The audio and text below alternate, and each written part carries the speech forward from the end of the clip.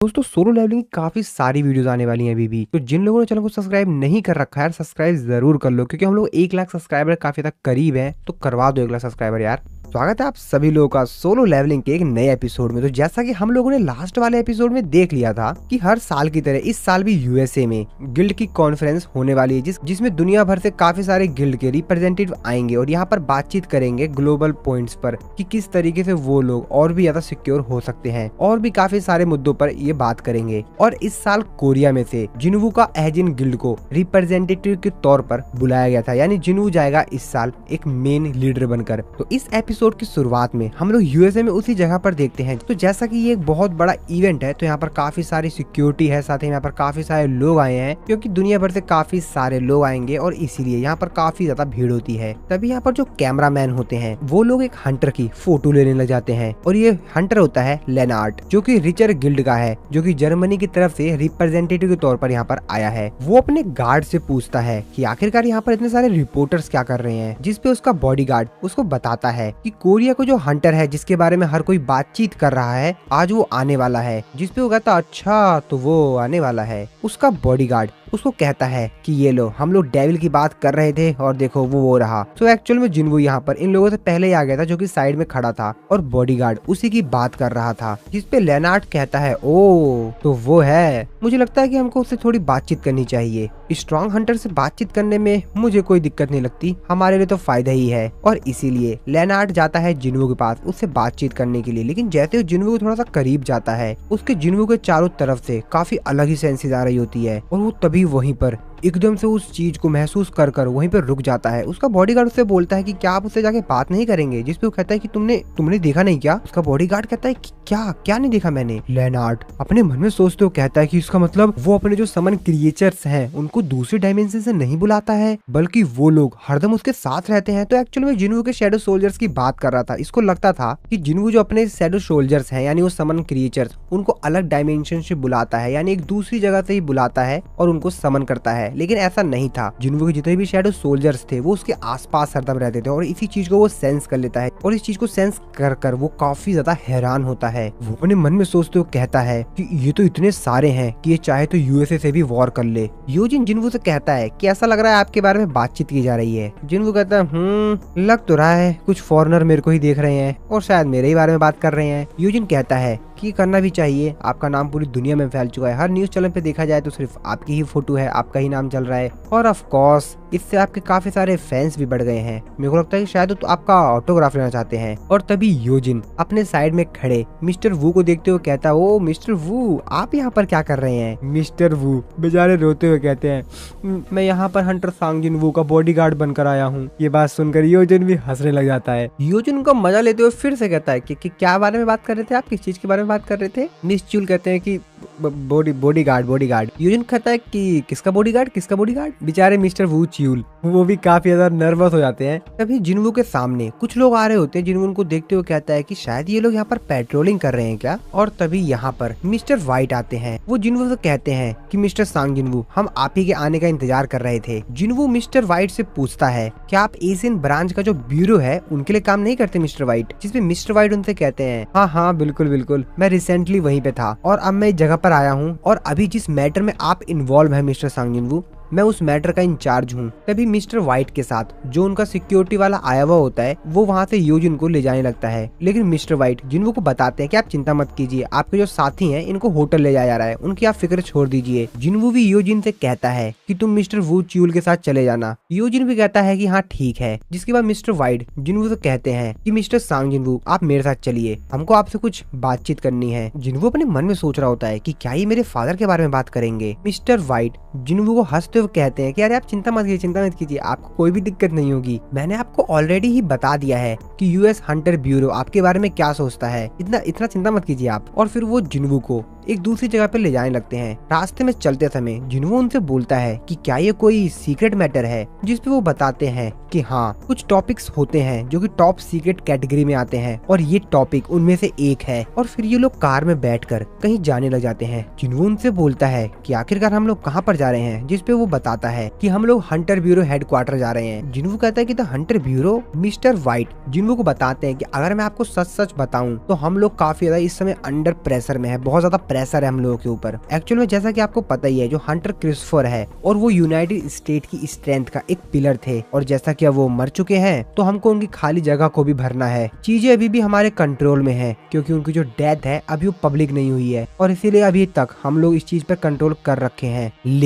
लेकिन हम लोग कोशिश कर रहे हैं, अपनी पूरी पावर का इस्तेमाल कर रहे हैं, ताकि हम लोग एक ऐसा हंटर ढूंढ पाए जो कि उनकी जगह को भर सके, यानी मिस्टर क्रिस्टोफर की जगह पर कोई दूसरा हंटर आ पाए। जिन्वो उनसे पूछता है, तो क्या मैं आपका उन कैंडिडेट्स में से एक कैंडिडेट हूँ जो कि उनकी जगह भरने के लिए। इसके बाद मिस्टर व्हाइट जिन्वो को आगे बताते हैं कि जैसा कि आप इस चीज के बारे में तो जानते हैं, जो र्यून स्टोन होता है जो कि हम लोगों को मॉन्स्टर के अंदर से मिलता है, वो उतना ही ज्यादा ताकतवर होता है जितना कि वो मॉन्स्टर था, और उस र्यून स्टोन की वैल्यू काफी ज्यादा हाई होती है। और इंसान के इतिहास में जो सबसे भयंकर आपदा आई थी, जिस रेड को हर कोई भूलना चाहता है, वो थी ड्रैगन कैमिश की। उस मॉन्स्टर के अंदर से जो र्यून स्टोन को एक्सट्रैक्ट किया गया था, हम उसके नए ऑनर को ढूंढ रहे हैं। तो क्या सोचते हैं आप इसके बारे में? ये ऑफर आपको कैसा लगा? इस पे जिन्वो उससे बोलता है कि एक मिनट, ये फोटो एक पीछे जाइए। मिस्टर व्हाइट कहते हैं कि माफ कीजिए, किस चीज में बात कर रहे हैं आप, किस चीज की बात कर रहे हैं? जिन्वो कहता है कि अभी जस्ट आपने जो मेरे को बहुत सारी फोटोज दिखाई, इनमें से जो जस्ट पीछे वाली फोटो थी वो दिखाई एक बार, जिसपे वो पीछे फोटो करते हुए कहते हैं अच्छा ये तो कैमिश की बॉडी की फोटो है, इसी बात कर रहे हैं क्या आप? जिन्वो कहता है कि हाँ। जिन्वो मिस्टर व्हाइट से पूछता है कि क्या अभी भी कैमिश की जो बॉडी है, उसका जो कॉर्प्स है, वो अभी भी यूएसए में स्टोर है? जिसपे वो कहते हैं कि हाँ यहीं पर ही है। जिन्वो से कहता है कि उस जगह पे चलिए जहाँ पर वो रखी हुई है, हम सबसे पहले वहाँ पे चलेंगे। कहाँ पे रखी है वो? मिस्टर व्हाइट भी काफी ज्यादा हैरान होते हुए पूछते हैं कि लेकिन हुआ क्या बात है? जिसपे जिन्वो उनसे कहता है कि हंटर ब्यूरो के अगर मैं अपना समय दे सकता हूँ तो मेरे को लगता है कि मैं शायद ऐसा सवाल तो पूछ ही सकता हूँ, इसमें कोई दिक्कत तो नहीं है ना? जिसपे मिस्टर व्हाइट उसको बताते हैं कि हाँ मैं मानता हूँ कि आपको उसके बारे में कुछ जानना होगा, लेकिन फिर भी मेरे को अपने हायर अप से अलाउ लेना पड़ेगा उस चीज के लिए, और मेरे को तो खुद नहीं पता है कि आखिरकार कैमिश की जो बॉडी है वो कहाँ पर रखी हुई है, कहाँ पर स्टोर किया गया उसको। लेकिन हाँ आप चिंता मत कीजिए, अगर आप रिक्वेस्ट कर रहे हैं तो कोई दिक्कत नहीं है, मैं उनको इस चीज के बारे में बता दूंगा, आप चिंता मत कीजिए। मैं वैसे आपसे एक चीज पूछ सकता हूँ? वैसे आप थोड़ा समय तक वेट कर सकते हैं जब तक मैं रिपोर्ट बना रहा हूँ। जिन्वो उनसे कहता है कि हाँ जैसा कि हम दोनों को ही इंतजार करना है तो ठीक है, फिर साथ ही में इंतजार करते हैं। मिस्टर व्हाइट कहते हैं समझ गया। इसके बाद हम लोग डेविड को देखते हैं जो कि इस जगह का इंचार्ज होता है। मिस्टर व्हाइट सारी बात जाकर डेविड को बता देते हैं। डेविड कहता अच्छा तो तुम ये कह रहे हो कि मिस्टर सान जिन्वो यहाँ पर है, वैसे क्या तुमने र्यून स्टोन के बारे में उनको कुछ और बताया? मिस्टर व्हाइट कहते कह रहे नहीं सर, वो र्यून स्टोन के बारे में दिन भर नहीं पूछ रहे थे। जिसपे डेविड कहता है ओह चलो ठीक है, तो असल में वो सिर्फ उस कॉप्स को देखना चाहता है, मेरे को डिप्टी डायरेक्टर के साथ थोड़ी बातचीत करनी पड़ेगी पहले, तो क्या तुम थोड़ा बाहर जा सकते हो? मिस्टर व्हाइट भी कहते हैं हाँ ठीक है सर, और फिर वहाँ पे चले जाते हैं। इसके बाद डिप्टी डायरेक्टर और ये दोनों बातचीत करते हैं। वो डिप्टी डायरेक्टर से पूछते हैं क्या वैसे तुमको कोई आइडिया है कि आखिरकार वो कैमिश की बॉडी को क्यों देखना चाहता है? जिसपे वो कहता है कि मैं बता नहीं सकता क्यों, लेकिन मैं एक चीज जरूर जानता हूँ कि वो कोई टूरिस्ट नहीं है, उसकी जो स्किल की वैल्यू है वो अनइमेजिनेबल है। वैसे जो टॉप हंटर्स होते हैं वो काफी ज्यादा खुश होते हैं अपने काफी सारे पैसों को लगाकर र्यून स्टोन को परचेज करने में, और जो स्किल होती है वो हंटर की पावर होती है, और पावर जो होती है वो हंटर के सर्वाइवल के बराबर होती है। और अगर देखा जाए तो उसे सिर्फ कॉर्प्स ही देखना है, हो सकता है उसे इसमें कुछ और ही इंटरेस्ट हो। जिसपे डेविड उससे बोलता है वैसे उसने जिस मॉन्स्टर को अपने दम पर मारा था क्या उसकी एबिलिटी उतनी ही है? अब ये बात सुनते ही डिप्टी डायरेक्टर काफी ज्यादा हैरान हो जाता है। वो अपने मन में सोचते कहता है एक मिनट, अरे नहीं ये तो मैं भूल ही गया, क्या होगा अगर वो उस मॉन्स्टर के कॉर्प्स से एक शैडो सोल्जर बना देगा उसको? लेकिन वो तो काफी ज्यादा समय पहले मर चुका है, क्या वो ऐसा कर पाएगा? हम लोग जिन्वो को देखते हैं जो कि बाहर बैठकर इंतजार कर रहा होता है, और उसके मन में तो कोई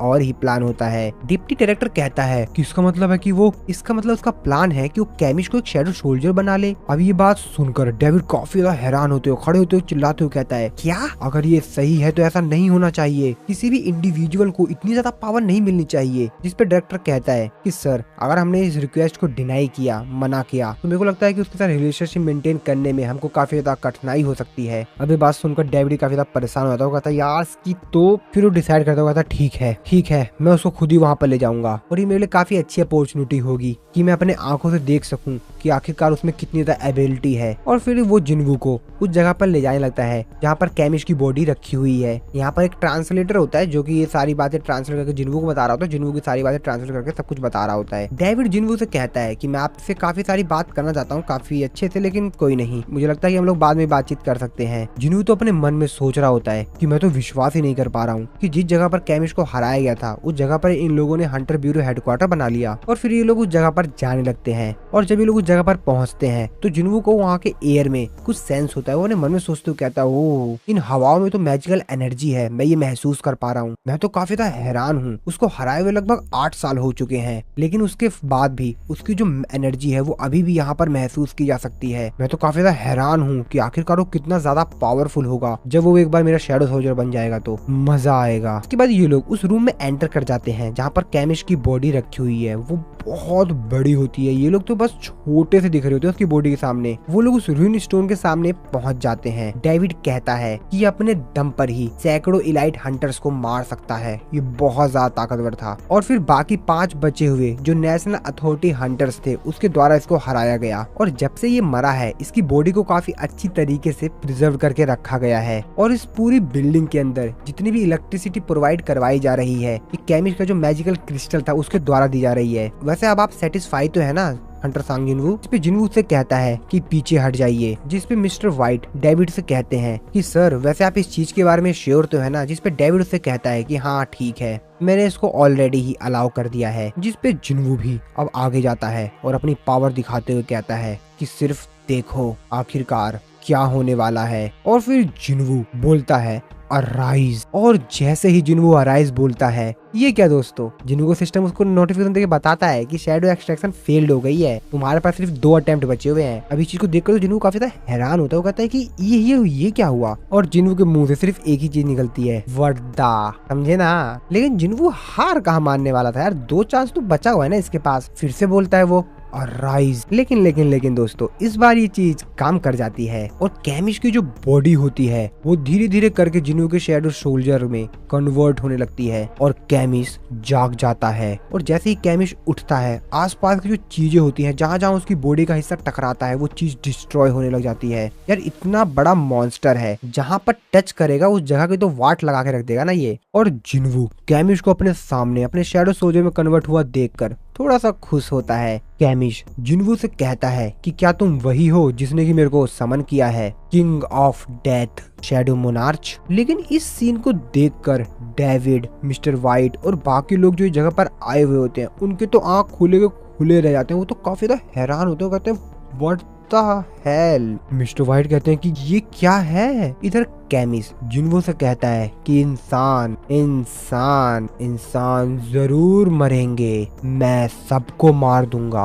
और जिस चीज के अंदर उसको पैक करके रखा गया होता है वो उस पूरी चीज को ही ब्रेक कर देता है। और डेविड अपनी आंखों के सामने ये सीन देखकर काफी ज्यादा हैरान होता है, उसकी पूरी आंख फटी की फटी रह जाती है। वो अपने मन में सोचते हुए कहता है जिस गिलास से इसको लॉक किया गया इसको टॉप रैंक के जो हंटर थे उनके मैजिक के द्वारा इनहेंस किया गया था। लेकिन कैमिश तो उस चीज को तोड़कर बाहर आता है और काफी ज्यादा तेजी चिल्लाता है। उसकी चिल्लाहट की आवाज इतनी ज्यादा तेज होती है कि चारों तरफ डर का माहौल हो जाता है। सभी लोग काफी ज्यादा हैरान होते हैं। यहाँ पर जितने भी लोग होते हैं जिन्वू को छोड़कर सभी लोग काफी ज्यादा डर जाते हैं। कैमिश फिर से चिल्लाता है लेकिन जिन्वू से कहता है कि बहुत हुआ, तुम्हारे सिर के अंदर जो मैजिकल क्रिस्टल था उसको काफी समय पहले ही हटा दिया गया था और इसीलिए तुमको रूलर का ऑर्डर मानने की कोई जरूरत नहीं है। बाकी लोग ये सब कुछ देखकर काफी ज्यादा हैरान होते हैं। वो लोग कहते हैं कि क्या सांग जिन्वू मॉन्स्टर से बात कर रहे हैं? मैं इस समय जो चीज देख रहा हूँ मैं इस चीज पे विश्वास ही नहीं कर पा रहा हूँ। कैमिश कहता है अच्छा तो शैडो मोनार्च का शैडो सोल्जर बनना इस तरह की फीलिंग आती है। मैं एक समय पर ड्रैगन एम्परर की बात माना करता था, मैं उनका सर्वेंट था और अब मैं अपने नए मोनार्च का स्वागत करता हूँ। जिन्वू से पूछता है ओ अच्छा तो तुम ड्रैगन एम्परर के लिए भी काम कर चुके हो? जिस पे कैमिश उसको बताता है कि हाँ आपने सही कहा माय लॉर्ड, मैं किंग ऑफ बर्सर्क ड्रैगन के लिए काम कर चुका हूँ जो कि है मोनार्च ऑफ डिस्ट्रक्शन। जिन्वू ये बात सुनकर अपने मन में सोच रहा होता है कि मेरे को तो मालूम भी नहीं था शैडो सोल्जर के अंदर इतनी ज्यादा पावर होती है। मेरे को ये नहीं मालूम था कि इनके पास इतनी ज्यादा पावरफुल ईगो होती है। और मैंने आज तक जितने भी मॉन्स्टर्स देखे हैं उनसे ये तो कम्प्लीटली ही अलग लेवल पे है। इसकी पावर, इसकी एनर्जी, इसकी फीलिंग वो तो नेक्स्ट लेवल है। और इसको देखकर मैं कह सकता हूँ कि इसके पास बहुत ही ज्यादा इनक्रेडिबल पावर है। अब ये सब कुछ देखकर, ये सब कुछ सुनकर बाकी सभी जो लोग होते हैं तो काफी ज्यादा हैरान होते हैं। उनको बेचारा तो मुंह खुला खुला रहता है, उनके शरीर से बस पसीने आ रहे होते हैं, उनको तो कुछ समझ ही नहीं आ रहा होता, वो बेचारे पूरे कंफ्यूज से होते हैं कि यहाँ पर चल क्या रहा है, यहाँ पर हो क्या रहा है यार आखिरकार यहाँ पर। अब इन लोगों को क्या मालूम कि जिन्वू यार उनसे क्या बातें कर रहा है। अभी इसलिए बेचारे काफी ज्यादा कंफ्यूज्ड हैं। जिन्वू अपने मन में सोच रहा होता है the king of dead shadow monarch और the king of giants monarch of the beginning. तो जरूर ये लोग उन 9 मोनार्च में से ही हैं जिनके बारे में मेरे को सिस्टम ने बताया था। कैमिस जिन्वू से कहता है बड़े अफसोस की बात है माय किंग, लेकिन मेरे को अब आपसे विदा लेना होगा, मुझे जाना होगा। जिनको कुछ समझ ही नहीं आता, वो कहता है क्या क्या मतलब? ऐसा लगता है कि हमारी मुलाकात बहुत देर से हुई है माय किंग। और धीरे धीरे कर कैमिस वहाँ से डिसअपेयर होता है। अब ये सब कुछ देख कर तो जिन्वू को कुछ भी समझ नहीं आ रहा होता है। वो अपने मन में सोचता है यहाँ तक कि शैडो मोनार्च की पावर भी समय के साथ छेड़खानी नहीं कर सकती। और जिन्वू चिल्लाते हुए कहता है कि सिस्टम सिस्टम, लेकिन कैमिस धीरे धीरे करके वहाँ से डिसअपेयर होने लग जाता है। कैमिस जिन्वू से कहता है मैं प्रे करता हूँ कि आपके बाकी जितने भी बेहतरीन सोल्जर्स हैं वो अंत तक आपकी सेवा करेंगे। 4 ऐसे इंसान थे जिन्होंने रूलर्स थे उनकी पावर उधार ली थी, तो कृपया उनसे सावधान रहिएगा। ये मेरे लिए बड़ी गर्व की बात है कि मैं अपने नए किंग के सामने आया। और ऐसा कहने के बाद कैमिस अपने नॉर्मल बॉडी में आ जाता है और जिन्वू सिस्टम उसको नोटिफाई करके बताता है कि शैडो एक्सट्रैक्शन फेल हो गया। इस चीज को देखकर तो जिन्वू भी काफी ज्यादा कंफ्यूज्ड होता है। वो तो कुछ भी समझ नहीं पा रहा होता है कि आखिरकार ये सब कुछ हुआ कैसे है। जिन्वू सिस्टम उसको बताता है कि आपका जो टारगेट शैडो था वो वापस से उसी पोजीशन में चला गया है, उसी सिचुएशन में चला गया जिसमें वो पहले था। जैसा कि उसको मरे हुए काफी समय हो गया है, तो अगर आगे आप कोई भी अटेम्प्ट करते हैं एक्सट्रैक्शन करने की तो उस पर ज्यादा कोई प्रभाव नहीं पड़ेगा। और फिर जिन्वू भी समझ जाता है शायद इस बार वो ऐसा नहीं कर पाएगा और इसीलिए और वो मिस्टर व्हाइट के पास वापस आता है। मिस्टर व्हाइट से बोलता है कि मिस्टर व्हाइट, मैं डायरेक्टर से और बाकी लोगों से माफी चाहूंगा। यहाँ पर जितना भी नुकसान हुआ है इन सबके रिपेयरिंग की कॉस्ट मैं आपको दे दूंगा। जितना भी यहाँ पर नुकसान हुआ हो आप मेरे को बता दीजिएगा। मिस्टर व्हाइट भी कहते हैं ठीक है, और ऐसा कहकर जिन्वू वहाँ से चला जाता है और ये लोग सिर्फ जिन्वू को देखते रह जाते हैं। और जब जिन्वू यहाँ से बाहर जा रहा होता है तो बाहर दीवार पर काफी तेजी से दीवार पे पंच हिट करता है और जिन्वू का चेहरा देखकर ही क्लियर पता लगाया जा सकता है कि जिन्वू इस समय काफी ज्यादा गुस्से में है। हालांकि जिन्वू किसी बात से गुस्से में नहीं है, लेकिन शायद वो अपने आप से ही नाराज है। दोस्तों अगर आप लोग सोलो लेवलिंग की एक्सप्लेनेशन और हमारे चैनल को सपोर्ट करना चाहते हैं तो जरूर नहीं है कि आप लोग हमारे चैनल की मेंबरशिप लें। आप लोग इनडायरेक्टली भी हमको सपोर्ट कर सकते हैं। तो अगर आप लोग अमेजोन से शॉपिंग करते हैं या भविष्य में कभी करेंगे तो आप लोग हमारी किसी भी लेटेस्ट वीडियो की डिस्क्रिप्शन में जाकर वहाँ पे अमेजोन की लिंक्स होती है, उस पर क्लिक करके उस सामान को परचेज कर सकते हैं। इस तरीके से आपके लिए उस सामान का प्राइस 1 रुपया भी नहीं बढ़ेगा, लेकिन आप लोग इनडायरेक्टली ही हमारे चैनल और सोलो लेवलिंग को सपोर्ट कर सकते हैं। इस तरीके से भी की मर्जी, अगर आप लोग सपोर्ट करना चाहते हैं तो करिए, नहीं तो कोई दिक्कत नहीं है दोस्तों, एंजॉय कीजिए। इस तरफ हम लोग होटल का सीन देखते हैं जहाँ पर जिन्वू जा रहा होता है कि तभी मिस्टर वू च्यूल जिन्वू को देख लेते हैं। वो जिन्वू से कहते हैं कि आप कहाँ पर जा रहे हैं, वैसे हंटर योजिन कहाँ पर हैं? जिसपे जिन्वू कहता है क्या मतलब, मैं समझा नहीं। मिस्टर च्यूल कहते हैं कि आपसे मिलने के बाद वो वहाँ से चला गया था और आपने उससे कहा था ना कि आप हंटर ब्यूरो में उसका इंतजार करेंगे। जिसपे जिन्वू कहता है क्या, अरे नहीं मैं तो अभी भी वापस आया हूँ, तुम किस चीज के बारे में बात कर रहे हो? तभी मिस्टर व्हाइट भी वहाँ पर आते हैं। वो जिन्वू को बताते हैं कि हंटर योजिन जहाँ पर विजिटर रहते हैं वहाँ पर नहीं है। मिस्टर च्यूल भी कहते हैं हाँ इन्होंने सही कहा, मैंने भी यहाँ पर चेक किया था लेकिन वहाँ पर तो मेरे को योजिन मिला नहीं। और स्कैवेंजर गिल्ड से एक हंटर आया था लगभग 2 घंटे पहले, वो उसे वहाँ से ले गया। तो ये बात सुनकर मिस्टर व्हाइट भी काफी हैरान होते हैं। वो कहते हैं कि माना कि स्कैवेंजर गिल्ड के साथ हंटर ब्यूरो का काफी क्लोज रिलेशनशिप है और वो हमारे मामले को नहीं देखते हैं, और मेरे को लगता है कि हम लोगों को उनसे डायरेक्टली ही बात कर लेनी चाहिए, यही सबसे बेस्ट रहेगा। और इसीलिए वो किसी को कॉल लगाते हैं जिन्वू, जो कि अपने मन में सोच रहा होता है कि आखिरकार मेरे को काफी ज्यादा बैड फीलिंग क्यों आ रही है। तो असल में मिस्टर व्हाइट ने स्कैवेंजर गिल्ड की लॉयरा है उसके पास कॉल लगाया था, जो कि थॉमस एंड्रे की असिस्टेंट भी है, जिस पर वो पूछती है कि क्या हुआ, क्या आप कह रहे हैं कि हमने एजिन गिल्ड के जो वाइस लीडर हैं उनको अपने साथ लेकर आए हैं? मिस्टर व्हाइट अपने मन में सोचते कहते हैं कि अब ये मत बोलना कि। और तभी लॉयरा उनसे पूछती है कि क्या हंटर सांग जिन्वू इस चीज के बारे में जानते हैं? जिस पे वो बताता है कि नहीं, हंटर सांग जिन्वू ने अभी तक ये न्यूज नहीं सुनी है। वैसे वो हंटर योजिन जो कि उनका साथी है उनके बारे में पूछ रहे थे जब वो ब्यूरो में थे वहाँ पर। तो जिस पे लॉयरा उनसे कहती है तब तो हमको इसके तह तक जाना होगा, कुछ तो गड़बड़ है। मिस्टर व्हाइट जिन्वू से कहते हैं कि हंटर सांग जिन्वू स्कैवेंजर गिल्ड से मेरी बात हो गई है, वो इस मैटर पर इन्वेस्टिगेशन कर रहे हैं, वो हमको जल्द से जल्द बताएंगे क्या हुआ। लेकिन तभी वो देखते हैं कि जिन्वू तो वहाँ पर है ही नहीं। वो कहते हैं अब हंटर सांग जिन्वू कहाँ गए? इस तरफ हम लोग जिन्वू को देखते हैं जो कि वहाँ से निकल गया था, क्योंकि जिन्वू को पता है इन लोगों को काफी ज्यादा समय लग जाएगा और क्या पता योजिन के साथ क्या हो जाए। और इसीलिए जिन्वू खुद ही निकल पड़ता है योजिन को ढूंढने के लिए। अपने मन में सोचते हुए जिन्वू कहता है कि ये सब कुछ मेरी ही गलती है। चेयरमैन यो को बचाने के बाद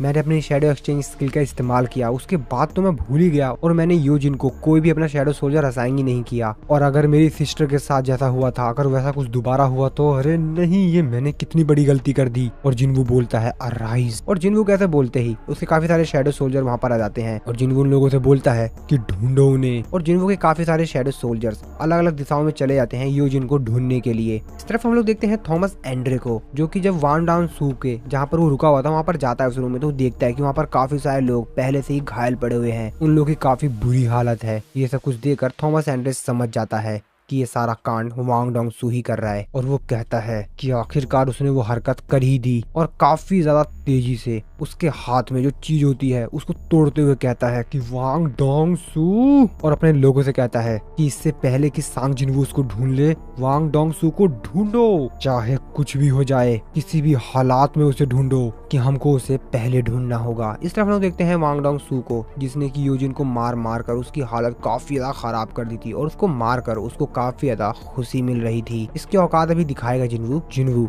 एक बड़ी सी बिल्डिंग के टॉप पर पहुंच जाता है और शहर का नजारा देखते हुए अपने मन में सोच रहा होता है कि क्या वो सिटी को छोड़कर चला गया है। लेकिन अगर एक तरह से देखा जाए तो यूजिन एक कॉम्बैट टाइप का डी रैंक का हंटर है और नॉर्मल लोगों की इतनी औकात नहीं कि उसको किडनैप कर ले। यहाँ तक कि काफी सारे लोग भी होंगे, तब भी यूजिन को पकड़ पाना बहुत मुश्किल है। मेरे को समझ में नहीं आ रहा है कि आखिरकार यूजिन होगा कहाँ पर। और इस समय मेरे पास एक ही क्लू है, जो इंसान उसको वहाँ से ले गया है वो स्कैवेंजर गिल्ड का था। स्कैवेंजर गिल्ड, अरे नहीं, वांग डोंग सू का छोटा भाई था और जरूर वो मेरा अमेरिका में आने का ही इंतजार कर रहा था। और जहाँ तक मेरे को लगता है उसने अपने ब्रदर के डेथ के पीछे का जो सच है वो पता लगा लिया होगा। और उस रेड में यूजिन और मैं ही, जो कि उस डंजन रेड में सरवाइव कर गए थे, वो वांग डोंग सू की एक बात भी याद करता है, जहाँ पर वांग डोंग सू ने जिनवू के ऊपर चिल्लाते हुए कहा था कि तू बास्टर्ड, अगर मुझे ये पता लग गया कि मेरे ब्रदर को मारने वाला तू था ना, तो मैं तेरे को छोड़ूंगा नहीं। जिनवू कहता है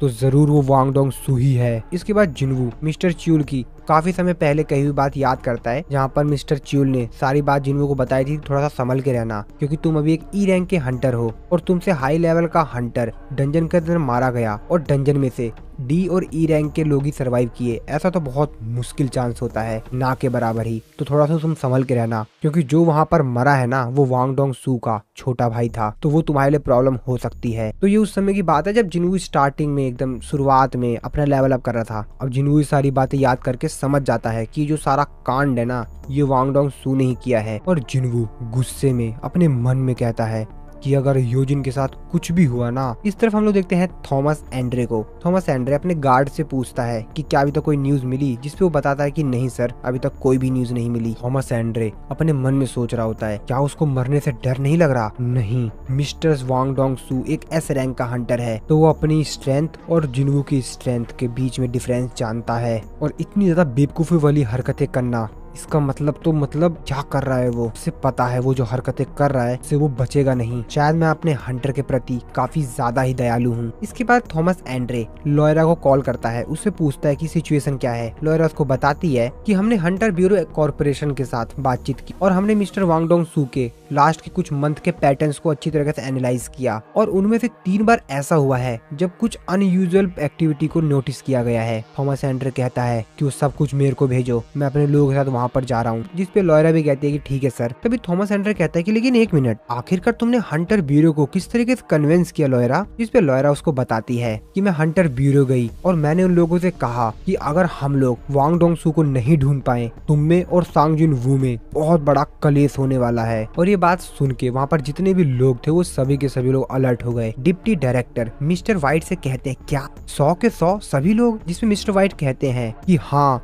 जितने भी रेड को शेड्यूल किया गया था उन सभी को कैंसिल कर दिया गया है, सभी हंटर को बोल दिया गया है। अब ये बात सुनकर डिप्टी मैनेजर अपने मन में सोच रहा होता है कि अगर स्कैवेंजर गिल्ड के सभी मेंबर इस तरीके से काम कर रहे हैं, इसका मतलब तो ये जरूर है कि इन सब के पीछे थॉमस एंड्रे का हाथ है। ये तो बहुत बड़ी बात है, लेकिन आखिरकार एग्जैक्टली चल क्या रहा है यहाँ पर? इस तरफ हम लोग देखते हैं वांग डोंग सू को, जिसने की यूजिन को एक अलग ही जगह पर कैद करके रखा हुआ था और यूजिन की हालत बहुत ही ज्यादा खराब थी। तो एक्चुअली यहाँ पर टोटल 3 हंटर थे, वांग डोंग सू और एक और हंटर जिसने की चश्मा लगा रखा है, ये एक हीलर है। और एक और बंदा वांग डोंग सू कहता है कि मेरा कोई प्लान नहीं है इसके साथ कुछ बुरा करने का, मैं तो इससे सिर्फ एक चीज जानना चाहता हूँ, सिर्फ एक चीज। मास्टर थॉमस एंड्रे ने मेरे को वार्न किया था कि मैं सांग जिनवू से पंगा ना लूं, लेकिन मेरा पहले कोई ऐसा इरादा था ही नहीं कि मैं जाते ही सांग जिनवू से लड़ने लग जाऊं, क्योंकि एक और इंसान है जो कि मेरे को इस चीज का जवाब दे सकता है। मैंने इससे कहा था कि अगर ये मेरे को सच सच बता देगा कि आखिरकार उस दिन डंजन के अंदर मेरे भाई के साथ क्या हुआ था, तो मैं इसको एक खरोच आए बिना ही यहाँ से जाने दूंगा। सिर्फ एक चीज, मैं सिर्फ एक चीज सुनना चाहता था कि आखिरकार सांग जिनवू ने ही मेरे ब्रदर को मारा है,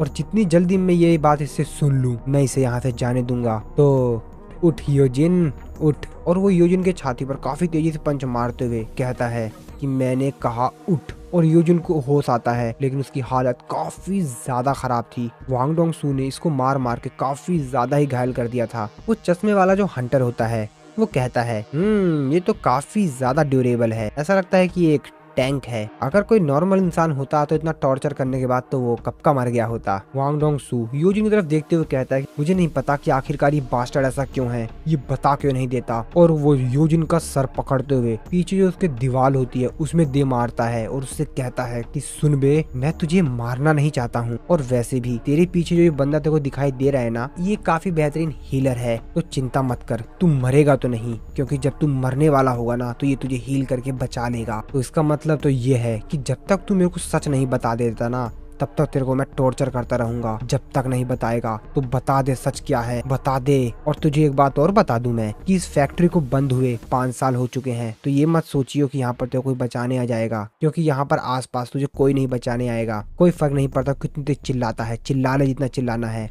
कोई भी नहीं आएगा तेरे को बचाने के लिए जगह पर। तो क्या लगता है, कुछ सोचा तूने? क्या थोड़ा बहुत बोलने की ट्राई करेगा? जिसपे यूजिन कुछ बोलने के लिए मुंह खोलता है। वांग डोंग सू कहता है क्या बोलना चाह रहा है? यूजिन थोड़ा सा मुस्कुराते हुए कहता है भाड़ में जा। और ये बात सुनते ही वांग डोंग सू को और भी ज्यादा गुस्सा आता है। वो फिर से यूजिन का सर पीछे जो दीवार होती है उसमें दे मारता है काफी ज्यादा तेजी से। ये सब कुछ देखकर उसके पीछे जो एक और गुंडा होता है वो वांग डोंग सू से कहता है कि मिस्टर वांग डोंग सू, मैंने आपके साथ किसी का मर्डर करने का डील नहीं किया था। वांग डोंग सू कहता है कि मालूम है मुझे, चिंता मत कर, मरेगा नहीं ये। तो चलो फिर शुरू करते हैं। जिसपे वो कहता है कि किस चीज के बारे में बात कर रहे हो आप? वांग डोंग सू कहता है कि मैं तो सिर्फ अभी शुरुआत ही की है। लेकिन तभी वांग डोंग सू साइड में देखता है तो वहाँ पर जिन्नू का एक शैडो सोल्जर खड़े होकर इनको ही देख रहा होता है। वांग डोंग सू कहता है कि ये क्या है, क्या एक ऑर्क? और अपने जैकेट को उतारते हुए कहता है क्या आसपास कोई डंजन ब्रेक हुआ है या कुछ? और कितना ज्यादा बकवास है। और काफी ज्यादा तेजी से जाकर जिन्नू के शैडो सोल्जर के ऊपर अटैक करते हुए कहता है इस समय मेरे से पंगा लेने को ही मत कर। और तभी हमको एक आवाज सुनाई देती है, एक्सचेंज। और फिर वो सीन वहीं पे कट हो जाता है। इसके बाद हम लोग देखते हैं जिन्वू के घर का सीन, जहाँ पर उसकी मॉम जिन्वू को ही याद कर रही होती है। वो अपनी बेटी जिन्हा से पूछती है कि आखिरकार जिन्वू क्या कर रहा होगा। जिन्वू का शैडो सोल्जर बेरू जो कि पीछे ही होता है इनके, वो अपने मन में सोचते हुए कहता है कि ओह मेरे किंग की मदर की चिंता मत कीजिए, मेरे किंग सबसे बेहतरीन है, इस दुनिया में कोई भी नहीं है जो कि उनका सामना कर पाए। और तभी उनके सामने न्यूज में जिन्वू की ही फोटो आ रही होती है, जो कॉन्फ्रेंस ऑर्गेनाइज की गई होती है उसी के बारे में न्यूज चल रही होती है, जहाँ पर जिन्वू की भी फोटो आती है। इस चीज को देखकर जिन्वू की मॉम जिन्हा से कहते हैं कि जिन्हा वो देखो तुम्हारा ब्रदर। जिन्हा कहते हैं क्या सही में? और पीछे बेरू वैसा कुछ देखकर काफी ज्यादा खुश हो रहा होता है। वो कहता है कि माई किंग। लेकिन तभी बेरू नोटिस करता है, वो कहता है कि ये फीलिंग मुझे एक बार पहले भी आ चुकी है। क्या किंग गुस्से में है? इसके बाद हम दूसरी तरफ काफी सारे हंटर का एक ग्रुप देखते हैं जो कि किसी रेड पर जा रहे होते हैं। उनका लीडर उनको समझा रहा होता है कि काफी दिनों से डंजन के अंदर काफी सारे एक्सीडेंट्स हो रहे हैं, तो थोड़ा सा संभल के रहना और हम लोगों को ये रेड कंप्लीट करनी है बिना किसी दुर्घटना के। जिसपे सभी लोग कहते हैं कि हाँ सर। तभी उनमें से एक हंटर काफी ज्यादा तेजी से डरते हुए चिल्लाता है, जिसको देखकर उनको लीडर कहता है कि क्या हुआ? जिसपे वो कहता है कि सर शैडो आपके पीछे एक शैडो है, जस्ट वो देखिए। जिसपे वो उससे कहता है कि योंटे, मैं तुमको बोला है ना कितनी बार कि रेड पे चलते समय पी कर मत आया करो, तुमको मैंने मना किया है ना। जिसपे वो कहता है कि नहीं सर, आज तो मैंने बिल्कुल नहीं पिया सर, बिल्कुल भी थोड़ा सा भी नहीं पिया सर, मैं आपको सच कह रहा हूँ, देखिए आपके पीछे एक शैडो है। लेकिन वो लीडर बिल्कुल भी उसके ऊपर विश्वास नहीं करता है। उससे कहता है कि तुम जानते हो तुम्हें आज ब्रेक लेना चाहिए। जिस पे कहता है कि बॉस आई एम सीरियसली, मैं सही बता रहा हूँ। के बाद हम लोग देखते हैं थॉमस एंड्रे को, जो कि अपने लोगों के साथ कहीं पर जा रहा होता है। कि तभी वो अपने ड्राइवर से बोलता है कि गाड़ी रोको। जिसपे वो कहता है कि क्या सर? जिसपे उसको चिल्लाते हुए कहता है कि मैंने कहा गाड़ी रोको, डैम इट, ये पहले ही शुरू हो चुका है। और वो चलती कार का ही गेट तोड़ देता है और बाहर निकलता है। सभी लोग ये देखकर गाड़ी रोक देते हैं। जिस पर वो अपने ड्राइवर से कहता है कि मैं आगे जा रहा हूँ, तुम लोग मेरे को फॉलो करो जितना जल्दी हो सके। जिसपे वो भी कहता है कि हाँ ठीक ठीक ठीक है सर। और इसके बाद थॉमस एंड्रे निकल पड़ता है उस जगह के लिए जहाँ पर जिनवू और वांग डोंगसू की लड़ाई होने वाली है, जिसपे ड्राइवर बात कर रहे होते हैं। मेरे को लगता है कि कल की सिचुएशन और भी ज्यादा खराब होने वाली है क्योंकि बहुत ज्यादा डैमेजेस होने वाला है। इस पे दूसरा ड्राइवर कहता है कि हाँ लगता तो कुछ मेरे को ऐसा ही है। और इस तरफ हम लोग देखते हैं वांग डोंगसू के पेट पर एक काफी ज्यादा तेजी से पंच लगता है। और आप लोगों को तो पता ही यार किसका पंच है। तो हाँ दोस्तों, ये है हमारे हीरो सांग जिनवू का पंच। बाकी जो दोनों लोग होते हैं यहाँ पर वांग डोंगसू के साथी, वो भी देखकर काफी ज्यादा हैरान होते हैं कि अब ये कौन आ पड़ा है यहाँ पर। हम लोग देखते हैं योजिन को जो कि अपने चेहरे पर एक स्माइल देता है और वांग डोंगसू को एक पंच पड़ते ही उसके मुंह से खून आ जाता है और काफी ज्यादा दूर जाके गिरता है। और सामने खड़ा होता है जिनवू जो कि बहुत ही ज्यादा गुस्से में है। जिनवू योजिन को हीलिंग वाटर पिलाता है जिसकी वजह से शायद वो थोड़ा सा रिकवर हो पाए, लेकिन जिनवू को सिस्टम उसको नोटिफाई करके बताता है अगर एचपी 10% से कम है तो आप हीलिंग वाटर का इस्तेमाल कर कर किसी की भी हेल्थ को रिकवर नहीं कर सकते। अब इस चीज को देखकर जिनवू भी थोड़ा सा परेशान होता है। जिनवू अभी भी काफी ज्यादा गुस्से में था। और अब एक और समस्या जिसकी वजह से जिनवू और भी ज्यादा गुस्से में रहता है। और फिर जिनवू साइड में खड़े जो वांग डोंगसू के दो साथी थे, जिनवू उनकी तरफ देखते हुए उनसे पूछता है कि तुम में से कोई हीलर है क्या, योजिन को हील करो। लेकिन जो उसमें से हीलर होता है वो तो जिनवू से कहता है कि हाँ हमको कोरियन नहीं आती है, क्या बोल रहे हो तुम। और तभी वांग डोंगसू फिर से खड़ा होता है और वो जिनवू की तरफ ही आ रहा होता है। वो अपने साथी से बोलता है कि सांग जिनवू चाहता है कि तुम उस बच्चे को हील करो। और वांग डोंगसू जो कि वो भी काफी ज्यादा गुस्से में होता है, वो जिनवू की तरफ देखते हुए उससे बोलता है तो शायद हम लोग पहली बार मिल रहे हैं ना। सांग जिनवू और जिनवू काफी ज्यादा गुस्से में उन दोनों से बोलता है कि मैं फाइनल वार्निंग दे रहा हूँ, अगर तुम में से कोई हीलर है तो फटाफट इसको हील करो। जिसमें जो हीलर होता है वो जिनवू से कहता है कि तुमने सुना नहीं, इसके लिए तुमको मेरे बॉस से बात करनी पड़ेगी, जब तक वो नहीं कहेंगे मैं किसी को हील नहीं करने वाला हूँ। और फिर जिनवू उसकी तरफ जाता काफी ज्यादा गुस्से में और उसके चेहरे को पकड़ता है और उठा के काफी ज्यादा तेजी से साइड में फेंकता है। और फिर जो दूसरा गुंडा होता है वांग डोंगसू का साथी, जिनवू उससे बोलता है तो क्या तुम भी हीलर हो। जिसपे बोलता है अरे अरे मिस्टर वांग डोंगसू, आपने तो कहा था कि ये जॉब में कोई भी खतरा नहीं है और आप तो सांग जिनवू से पंगा भी नहीं लोगे, ये क्या कर रहा है। और फिर जिनवू उससे दोबारा से पूछता है कि क्या तुम हील करने के लायक हो या नहीं, तुम एक हीलर भी हो या नहीं। जिसपे वो कहता है कि नहीं नहीं नहीं नहीं नहीं मैं तो, और वो उससे आगे कुछ बोल पाता। जिनवू उसको भी उठाकर जमीन में पटक देता है। और वांग डोंगसू और जिनवू दोनों ही इस समय काफी ज्यादा गुस्से में होते। वांग डोंगसू जिनवू से कहता है कि मैं जानता था कि तुम ही हो जिसने कि मेरे ब्रदर वांग डोंगसू को मारा था, है ना, सही बात है ना। योजिन जो कि साइड में घायल पड़ा हुआ होता है, वो जिनवू से कहता है कि ये वांग डोंगसू का ब्रदर है, प्लीज इससे थोड़ा सा केयरफुल रहना। जिनवू योजिन से बोलता है कि योजिन तुम बोलो मत। वांग डोंगसू जिनवू से फिर से पूछता है कि तुमने मेरा जवाब नहीं दिया सांग जिनवू, क्या तुम वही हो। जिनवू वांग डोंगसू को जवाब देते हुए कहता है कि तुम उसी से पूछ लेना जब तुम उससे दोबारा मिलोगे तो। अब ये बात सुन के वांग डोंगसू और भी ज्यादा गुस्से में जाता है और वो गुस्से में जिनवू के ऊपर काफी ज्यादा तेजी से अटैक करता है। और जिनवू उसके इस अटैक से बड़े ही आसानी से बच जाता है, मानो कि उसके इस अटैक से जिनवू को कोई फर्क ही ना पड़ा हो। और जिनवू उल्टा ही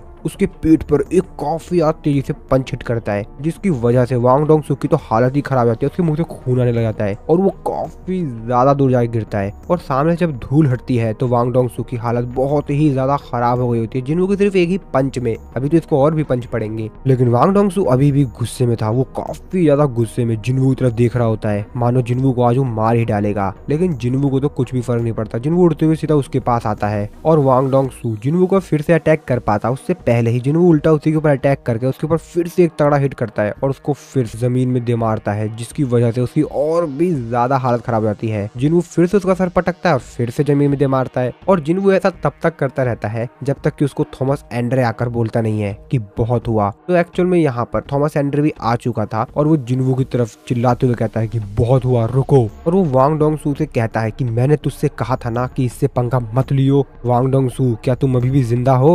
वांग डोंगसू कहता है हाँ अभी के लिए तो ठीक हूँ। जिसपे थॉमस एंड्रे जिनवू से कहता है कि ऐसा लगता है कि ये तो अच्छे से समझ नहीं पाया, लेकिन मुझे लगता है कि तुम अच्छे से समझ जाओगे काफी अच्छे से, इसको जाने दो और आज जो कुछ भी हुआ इस चीज को एकदम से भूल जाओ, मानो यहाँ पर आज कुछ हुआ ही ना हो। जिसपे जिनवू से कहता है कि और अगर मैं ऐसा ना करूँ तो थॉमस एंड्रे उससे कहता है कि फिर तो मैं अपनी ताकत लगाकर तुमको रोकूंगा। और फिर जिनवू भी वांग डोंगसू को उठा के वहां से दूर फेंक देता है। वो कहता है कि चलो ठीक है तो ताकत ला के रोक लो मेरे को आज। वांग डोंग सू जो कि अभी आसमान में ही होता है, जिसको जिन्होंने भी फेंका होता है, लेकिन उसके मन में ये नहीं चल रहा था कि मेरे को जिन्होंने आज पीटा है। उसके मन में तो चल रहा होता है कि बहुत बढ़िया, तुम्हारे पास कोई भी चॉइस नहीं है जिन्वू, और अब तुमको थॉमस एंड्रे से लड़ना ही होगा। मेरे लिए जिन्वू को मार दो। हाँ थॉमस एंड्रे, जिन्वू को मार दो। और वो भी खुश हो रहा होता है कि अब थॉमस एंड्रे और जिन्वू की फाइट होगी। इस तरफ हम लोग देखते हैं जिन्वू और थॉमस एंड्रे को, जो कि एक दूसरे के सामने खड़े होते हैं। हालांकि थॉमस एंड्रे जिन्वू से काफी ज्यादा लंबा है, काफी ज्यादा ऊंचा तगड़ा पंदा लग रहा है। जैसा कि हम लोग को मालूम है कि जिन्वू दिखने में मामूली है, ताकतवर तो ये भी है। थॉमस एंड्रे जिन्वू से कहता है कि तू जानता नहीं क्या मैं कौन हूँ, जिसपे जिन्वू से कहता है कि इससे कोई भी फर्क नहीं पड़ता कि तुम कौन हो। थॉमस एंड्रे जो कि जिन्वू की तरफ काफी ज्यादा गुस्से में देख रहा होता है, लेकिन वो अपने मन में सोच रहा होता है कि ये जानता है कि मैं कौन हूँ, लेकिन फिर भी ये सब कुछ कर रहा है। तो थॉमस एंड्रे एक बहुत ही ज्यादा गरीब फैमिली में पैदा हुआ। उसके चारों तरफ बस दुश्मन ही दुश्मन थे। उसका नाम कोई नहीं जानता था, कोई भी नहीं, लेकिन उसके पास एक बहुत ही बेहतरीन गिफ्ट था जो कि उसको बाकी लोगों से बहुत ही ज्यादा अलग करता था। और इसी एक्स्ट्रा ऑर्डिनरी टैलेंट के दम पर वो बहुत ज्यादा आगे चला गया, बाकी लोगों से तो बहुत ज्यादा आगे। और उसकी वो टैलेंट था ओवरवेलमिंग स्ट्रेंथ। उसके पास बहुत ही ज्यादा पावरफुल स्ट्रेंथ थी, इतनी ज्यादा ताकत कि वो बाकी लोगों से बहुत ज्यादा आगे जा सकता था। उसने ना जाने कितनी लड़ाइयां लड़ी और उसने ये प्रूव किया कि उसका जो टैलेंट है वो कितना ज्यादा कीमती है। उसने अपनी इस ताकत का इस्तेमाल उन लोगों के खिलाफ किया जो कि उसको पहले बहुत परेशान किया करते थे। इसके पास क्या नहीं है, स्ट्रेंथ, अथॉरिटी, वेल्थ, फोर्स, सब कुछ तो है। ये अपनी जिंदगी राजाओं की तरह जीता है। इसके पास अलग अलग प्रकार की काफी सारी पावर्स हैं। और जब इस दुनिया में एक दूसरे प्रकार की ही पावर अपीयर हुई तो इसने उस अपॉर्चुनिटी के थ्रू देखा कि वो एक ट्रू किंग बन सकता है। उसने उन सभी को मिटा दिया जो कि उसके रास्ते में आए, और जो भी उसकी तरफ देखता था वो उसको उसके घुटने पे ले आता था। और थॉमस एंड्रे मानता था वायलेंस ही उसके जीतने का तरीका था। वो अपने एक्सपीरियंस से ये बात जानता था कि जो लोग भी उसकी बात नहीं मानते हैं उनसे कैसे निपटना है। और फिर थॉमस एंड्रे जिन्वू के ऊपर काफी ज्यादा तेजी से अटैक कर देता है। थॉमस एंड्रे के साथ जो बाकी लोग इसके सपोर्ट में आए हुए थे, इनके साथ ही बाकी हंटर्स लोग जो कि बाहर ही खड़े होते हैं, वो सभी के सभी कहते हैं अरे पीछे हटो पीछे हटो। और यहाँ पर काफी तेजी से थॉमस एंड्रे उड़ते हुए बाहर आते हैं। तो दोस्तों एक्चुअल में थॉमस एंड्रे ने जिन्वू के ऊपर अटैक किया था, लेकिन जिन्वू ने भी थॉमस एंड्रे के ऊपर अटैक किया था। और एक्चुअल में इस अटैक को थॉमस एंड्रे रोक रहा होता है क्योंकि जिन्वू ने इतना ज्यादा तेज अटैक किया था कि थॉमस एंड्रे काफी ज्यादा पीछे चला गया था। हालांकि थॉमस एंड्रे ने इस अटैक को ब्लॉक कर लिया था, लेकिन वो काफी ज्यादा पीछे चला गया था। उसके लोग थॉमस एंड्रे को इस हालात में देखकर काफी ज्यादा हैरान होते हैं। वो लोग कहते हैं कि मास्टर आप ठीक तो है ना, लेकिन थॉमस एंड्रे उन लोगों को इशारा करते हुए कहता है कि नहीं रुको, इसे तो मैं ही देख लूंगा। और फिर थॉमस एंड्रे को छोड़ के बाकी लोग जो होते हैं वो पीछे जाने लग जाते हैं ताकि यहाँ पर थॉमस एंड्रे जिन्वू से अच्छी तरीके से फाइट कर सके। इस तरफ हम लोग जिन्वू को देखते हैं जो कि अपने शैडो सोल्जर इग्रीस को कहता है योजिन को सबसे नियरेस्ट हॉस्पिटल में लेकर जाओ, और एक बात का ध्यान रखना इसको बेहतरीन से बेहतरीन ट्रीटमेंट मिले। और फिर इग्रीस भी योजिन को लेकर वहाँ से चला जाता है। और अब शुरुआत होगी युद्ध की, एक बहुत ही ज्यादा तगड़ी फाइट जिन्वू के शैडो सोल्जर और थॉमस एंड्रे के लोगों के बीच। तो एक तरफ है जिन्वू की पूरी सेना और दूसरी तरफ है थॉमस एंड्रे की पूरी सेना। और अब ये युद्ध बहुत ही ज्यादा खतरनाक होने वाला है। थॉमस एंड्रे जो कि कहता है कि ठीक है, तो अब हम लोग बात करते हैं क्योंकि मेरे को ये समय काफी ज्यादा कीमती लग रहा है। लेकिन थॉमस एंड्रे तो अपने मन में सोच रहा होता है इन सब कारनामे का जिम्मेदार मैं भी वांग डोंग सू को नहीं ठहरा सकता हूँ। मानता हूँ उस बेवकूफ ने हरकतें की हैं, लेकिन इस समय मेरी इज्जत वापस लाने का सिर्फ एक ही तरीका है, मेरे को इसको मारना होगा। थॉमस एंड्रे सांग जिन्वू से कहता है अभी भी ज्यादा देर नहीं हुई है, अपनी गलती मान लो और पीछे हट जाओ। और अभी और उसी वक्त अगर तुम मेरे से अपनी जिंदगी की भीख मांगोगे तो मैं तुमको माफ भी कर दूं। लेकिन जिन्वू उसको बड़ा ही प्यारा रिप्लाई देता है भाड़ में जा। थॉमस एंड्रे की तो दिमाग ही खराब हो जाता है, वो तो और भी ज्यादा गुस्से में आता है। वो जिन्वू के ऊपर चिल्लाते हुए कहता है कि तू बास्टर्ड, तेरी इतनी औकात, अब तू बचने वाला नहीं है। और वो पूरे गुस्से में अपनी पूरी ताकत दिखाता है और उसके बॉडी के सारे मसल्स जो होते हैं वो बाहर आ जाते हैं। उसके पूरे जो कपड़े उसने पहने होते हैं, शर्ट, वो पूरी तरीके से फट जाता है और उसके पूरे शरीर के मसल्स दिखाई देते हैं। वो सांग जिन्वू से कहता है कि तू रिग्रेट करेगा इस बात को लेकर, ये तेरे लिए लास्ट चांस था, लेकिन तूने ये भी नहीं माना। और उसके पूरे बॉडी के मसल्स पूरी तरीके से फूल जाते हैं और वो पूरी गुस्से में जमीन पर एक लात मारता है और जमीन के नीचे पूरी दरार सी आ जाती है। उसके हंटर्स भी रेडी होते हैं फाइट करने के लिए और इस तरफ जिन्वू के शैडो सोल्जर भी तैयार होते हैं फाइट करने के लिए। और जिन्वू अपने लोगों से कहता है अटैक करो। थॉमस एंड्रे अपने लोगों से कहता है कि वो लोग आ रहे हैं, तैयार हो जाओ। और फिर जिन्वू के शैडो सोल्जर्स काफी ज्यादा तेजी से थॉमस एंड्रे के लोगों के ऊपर अटैक करते हैं और ये लोग भी तैयार होते हैं उनसे फाइट करने के लिए। और इन दोनों की सेनाएं आपस में बहुत तेजी से टकराती हैं। जो भी आमने सामने आ रहे होते हैं वो एक दूसरे को मार रहे होते हैं। जिन्वू के शैडो सोल्जर एक साथ उन लोगों के ऊपर अटैक करते हैं और थॉमस एंड्रे के भी लोग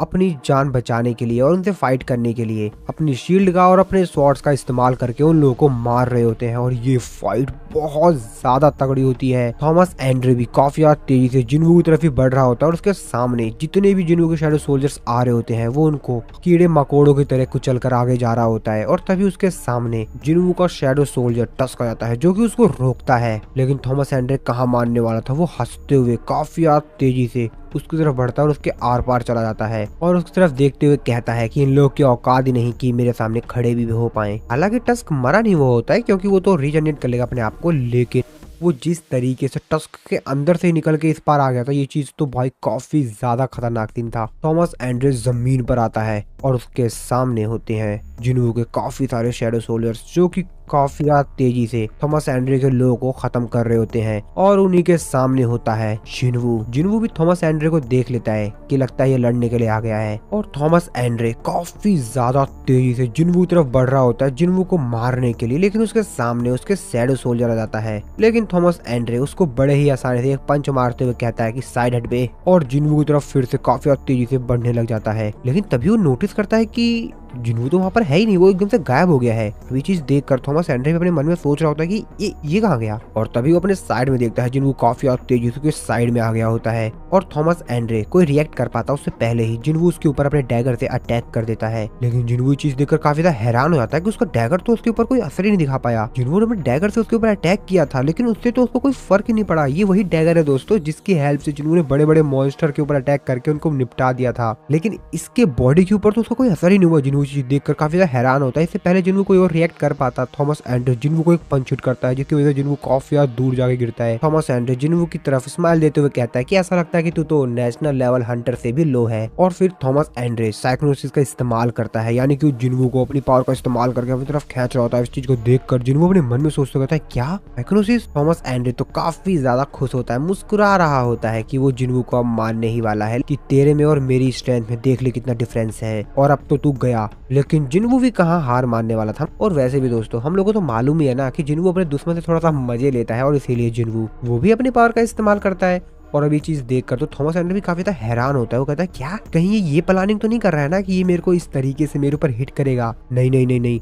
तो और जिन्वू भी, तो जिन्वू और थॉमस एंड्रे दोनों ही सेम पावर का इस्तेमाल कर रहे होते हैं, यानी कि दोनों के दोनों एक दूसरे को ही अपनी तरफ खींच रहे होते हैं। और थॉमस एंड्रे इस चीज को देखकर काफी ज्यादा हैरान होता है, अपने मन में सोचते हुए कहता है ये बास्टर्ड कहीं ये तो नहीं सोच रहा ना कि ये मेरे को अपनी तरफ खींच कर मेरे ऊपर अटैक करेगा। नहीं नहीं नहीं नहीं, ऐसा नहीं हो पाएगा। और वो इसके आगे कुछ सोच पाता कि तभी जिन्वू काफी ज्यादा तेजी से उसकी तरफ आता है और उसके मुंह पर एक पंच हिट करता है जिसकी वजह से उसके मुंह से खून आ जाता है और वो काफी ज्यादा दूर जाके गिरता है। थॉमस एंड्रे अपने मन में सोचते कहता है कि मेरा खून निकल रहा है, और वो काफी ज्यादा गुस्से में खड़ा होता है और जमीन पर एक लात मारता है जिसकी वजह से जमीन के चारों तरफ दरार पड़ जाती है। लेकिन थॉमस एंड्रे अभी भी मुस्कुरा रहा होता है, लेकिन उससे पहले वो कुछ और कर पाता जिन्हों उसके फिर से काफी ज्यादा क्लोज आता है और उसके ऊपर एक पंच हिट करने जाता है और उससे कहता है कि क्या कहा था तुमने अभी कि तुम्हारी और मेरी पावर में बहुत ज्यादा डिफरेंस है। और फिर जिन्वू अपनी स्पीड स्किल का इस्तेमाल कर थॉमस एंड्रे के ऊपर चारों तरफ से अटैक कर रहा होता है और थॉमस एंड्रे भी परेशान हो जाता है इस अटैक से। वो गुस्से में कहता है कि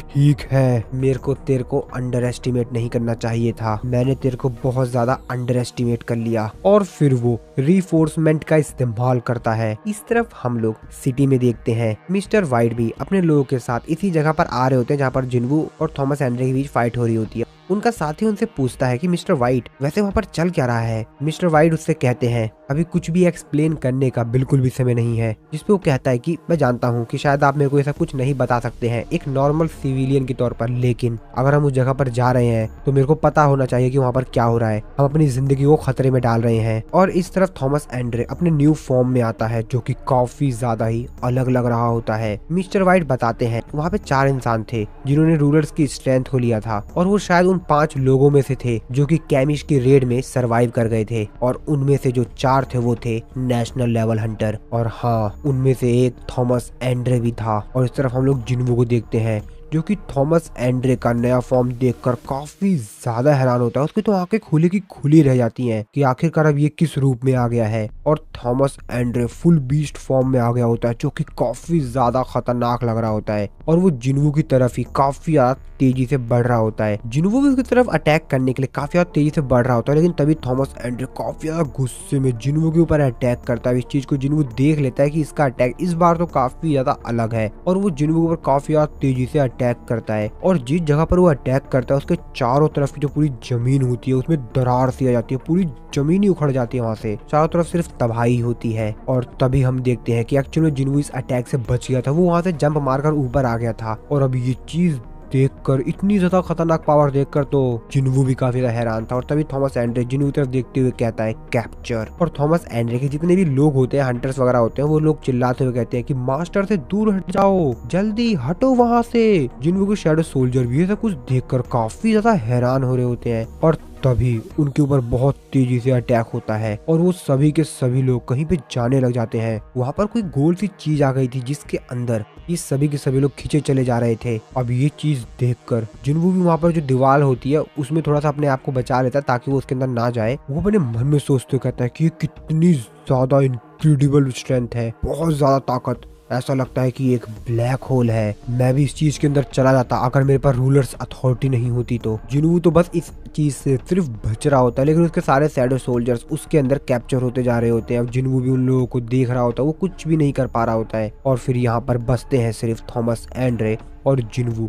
जिन्वू थॉमस एंड्रे से थोड़ा सा ऊपर होता है, जो कि सब कुछ थॉमस एंड्रे को करते हुए देख रहा होता है। थॉमस एंड्रे कहता है इस बार तो मैं नहीं छोड़ूंगा। और जिन्वू सिर्फ ऊपर बैठकर ये सब कुछ देख रहा होता है, वो भी काफी ज्यादा हैरान होता है। थॉमस एंड्रे जिन्वू से कहता है कि तू इस बार नहीं बचेगा। इस तरफ हम बाकी सभी हंटर्स को देखते हैं जिनकी हालत काफी ज्यादा खराब हो गई होती है, क्योंकि थॉमस एंड्रे के इस अटैक से जिन्वू के शैडो सोल्जर्स और जिन्वू ही नहीं बाकी सभी लोग भी जो थे वो भी अफेक्ट हो गए थे। और इस वजह से जो हंटर्स सही सलामत थे वो बाकी हंटर्स जो कि घायल हो गए थे उन सभी को उस जगह से बाहर निकाल रहे होते हैं। वो हंटर्स कह रहे होते हैं कि जल्द से जल्द मास्टर से दूर हटो। थॉमस एंड्रे जो कि अब तैयार होता है जिन्वू से लड़ने के लिए। दूर खड़े जो बाकी हंटर्स होते हैं वो भी थॉमस एंड्रे को ही देख रहे होते हैं, जो कि बहुत ज्यादा गुस्से में होते, और वो लोग भी समझ गए होते हैं कि अब युद्ध बहुत तगड़ा होगा। और फिर थॉमस एंड्रे देखते ही देखते काफी तेजी से एक बहुत तगड़ा जंप मारता है और सीधा जिन्वू के पास जाता है। लेकिन जिन्वू के पास जाकर वो जिन्वू पर अटैक कर पाता उससे पहले ही जिन्वू उसके सर के ऊपर पैर रख के वहाँ से बहुत ऊंची जंप मारता है और उसके उस अटैक से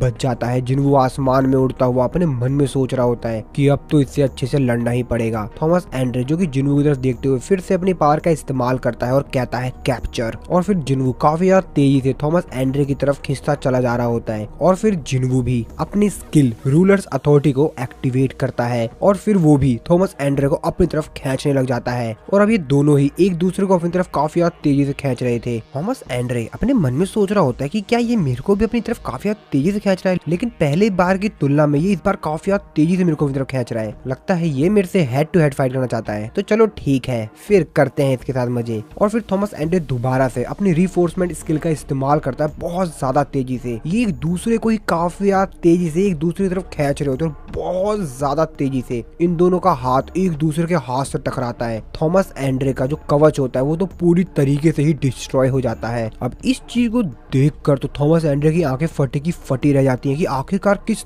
तरीके से इसने मेरे पूरे कवच को ही डिस्ट्रॉय कर दिया। लेकिन जिन्वू को इससे कुछ भी फर्क नहीं पड़ा होता, वो तो बड़े ही आराम से थॉमस एंड्रे को देख रहा होता है। और थॉमस एंड्रे बहुत ज्यादा पीछे जाके गिरता है, उसके मुंह से आवाज आ रही होती है क्योंकि उसको काफी ज्यादा पेन हो रहा होता है। और फिर जिन्वू भी काफी तेजी से थॉमस एंड्रे की तरफ जाता है और उसके ऊपर अटैक करता है, लेकिन थॉमस एंड्रे वहां से उठ के फटाक से थोड़ा सा पीछे चला जाता है ताकि वो जिन्वू के इस अटैक से बच पाए। और वो जिन्वू के इस अटैक से बच भी जाता है, लेकिन फिर से जिन्वू उसको पकड़ता है और बहुत ज्यादा तेजी से उसके मुंह के ऊपर अपने पैर से अटैक करता है ताकि उसने जो सूट पहना हुआ होता है उसको पूरी तरीके से डिस्ट्रॉय किया जा सके। और इस तरफ बाहर का सीन देखते हैं। मिस्टर व्हाइट अपने साथी के साथ यहाँ पे पहुंचते हैं। वो यहाँ का सीन देखकर उसका साथी कहता है, ओ माय गॉड, ये मैजिकल पावर तो बहुत ज्यादा है, आखिरकार कौन से मॉन्स्टर्स फाइट कर रहे हैं और ये लोग बस दूर खड़े होकर इस फाइट को देख रहे होते हैं। चारों तरफ बस तबाही तबाही होती है क्योंकि जिन्वू और थॉमस एंड्रे इस तरीके से फाइट कर रहे थे कि आसपास की जितनी भी चीजों से वो टकरा रहे थे वो पूरी तरीके से डिस्ट्रॉय हो जा रही। तभी उनका साथी कहता है, हाँ ये थॉमस एंड्रे ही है, मिस्टर व्हाइट का साथी। मिस्टर व्हाइट से कहता है कि मिस्टर व्हाइट अब हमको क्या करना चाहिए, जिसपे मिस्टर व्हाइट कहते हैं कि ऑफ कोर्स हम लोग को इनको रोकना चाहिए। उनका साथी कहता है, क्या सीरियसली तुम इनको रोक पाओगे? और जब सामने से धूल हटती है तो हम लोग देखते हैं कि असल में जिन्वू थॉमस एंड्रे को इतनी ज्यादा तेजी से पंच हिट कर रहा था उसके मुंह के ऊपर, ताकि उसने जो सूट पहना हुआ होता है उसको पूरी तरीके से डिस्ट्रॉय कर सके। और जिन्वू काफी ज्यादा तेजी से, बहुत ज्यादा गुस्से में बस थॉमस एंड्रे के ऊपर अटैक करते ही जा रहा था बिना रुके लगातार। थॉमस एंड्रे जो कि कहता है कि आखिरकार किस तरीके से एक मैजिक टाइप का हंटर के पास इतनी ज्यादा स्ट्रेंथ और इतनी ज्यादा स्पीड है। मैं हार जाऊंगा, नहीं नहीं नहीं नहीं नहीं, मेरे को नहीं हारना है, नामुमकिन, ऐसा नहीं हो सकता।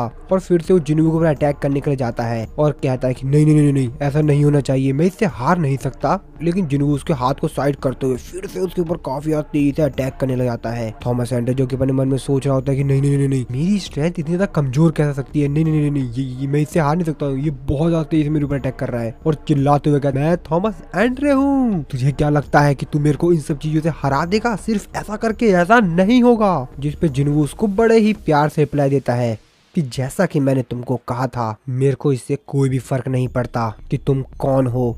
और काफी तेजी से थॉमस एंड्रे के ऊपर अभी भी लगातार अटैक कर रहा होता है। हालांकि मिस्टर व्हाइट जिन्वू के ऊपर चिल्लाते हुए कहते हैं कि हंटर सांग जिन्वू बस बहुत हुआ, रुक जाइए, प्लीज प्लीज रुक जाइए। जिन्वू भी उसकी आवाज सुन लेता है और फिर जिन्वू अपना आखिरी पंच मारता है, जिससे कि थॉमस एंड्रे के फेस के ऊपर जो कवच लगा हुआ होता है वो पूरी तरीके से डिस्ट्रॉय हो जाता है। और थॉमस एंड्रे इस चीज को देखकर समझ जाता है कि वो हार गया है और वो कहता है कि मैं हार मानता हूँ। और जिन्वू उसके फेस के ऊपर अपना आखिरी पंच मार के उसके फेस का शकल बिगाड़ देता है उससे पहले ही। उसकी बात सुनकर जिन्वू रुक जाता है। थॉमस एंड्रे कहता है कि हाँ मैं हार मानता हूँ, मैं हार गया। और फिर जिन्वू भी रुक जाता है। अब इस चीज को देखकर मिस्टर व्हाइट, बाकी सभी लोग काफी ज्यादा हैरान होते हैं। उनकी आंख, मुंह, कान, जो कुछ भी भाई सब कुछ उनकी खुली खुली रह जाती है। उनके शरीर से पसीने टपक रहे होते हैं कि आखिरकार किस तरीके से इसने थॉमस एंड्रे को हरा दिया। और इस समय थॉमस एंड्रे अपने सबसे ज्यादा मोस्ट पावरफुल फॉर्म में थे और इस स्टेट में थॉमस एंड्रे को हरा पाना नामुमकिन है। आखिरकार इसने कैसे कर दिया ये? वो अपने मन में सोच रहे होते हैं कि आखिरकार इस दुनिया में कितने ऐसे हंटर्स हैं जो कि इनके साथ ऐसा कर सकते हैं। आखिरकार ऐसा कोई हंटर है भी? और अगर ये बात लोगों को पता लग गई तो लोग काफी ज्यादा क्रेजी हो जाएंगे। और फिर मिस्टर व्हाइट,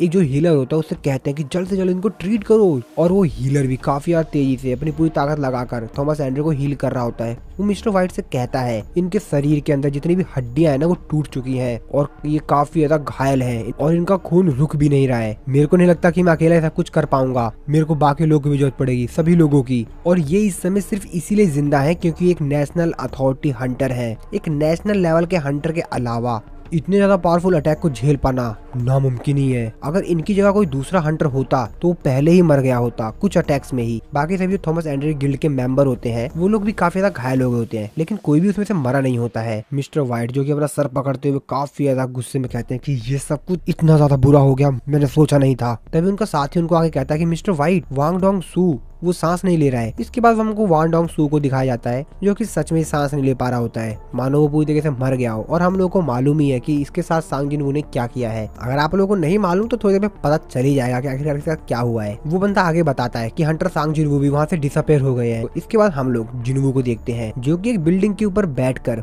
पूरे शहर का नजारा देख रहा होता है। तो एक्चुअल में जिन्वू ने यहाँ पर बेरू के साथ शैडो एक्सचेंज स्किल का इस्तेमाल करके अपनी पोजीशन को स्वैप्ड कर लिया था, यानी कि अब इस समय जिन्वू कोरिया में है और यूएस में इस समय बेरू पहुंच गया है। और इस तरफ जो बेरू होता है वो अमेरिका के अंदर अपनी एबिलिटीज का इस्तेमाल कर कर योजिन को हील कर रहा होता है और वो अपनी पूरी कोशिश कर रहा होता है कि वो योजिन को ठीक कर पाए। और इस तरफ हम लोग जिन्वू को देखते हैं जिसने की अपना एक नया शैडो सोल्जर बना लिया होता है। और वो नया शैडो सोल्जर जिन्वू से कहता है कि माई किंग, जिसपे जिन्वू से कहता है कि हाँ क्या हुआ, जिस पे वो शैडो सोल्जर कहता है आप मेरे को कोई नाम दे दीजिए। जिस पे जिन्वू से कहता है इसका नाम, वैसे तुम काफी ज्यादा ग्रिडी हो तो ग्रिडी कैसा नाम रहेगा, वैसे तुम इस समय सोच क्या रहे हो, वांग डोंग सू। तो एक्चुअल में ये जो शैडो सोल्जर था ये कोई और नहीं, ये वांग डोंग सू था और अब इसका नाम ग्रिडी है।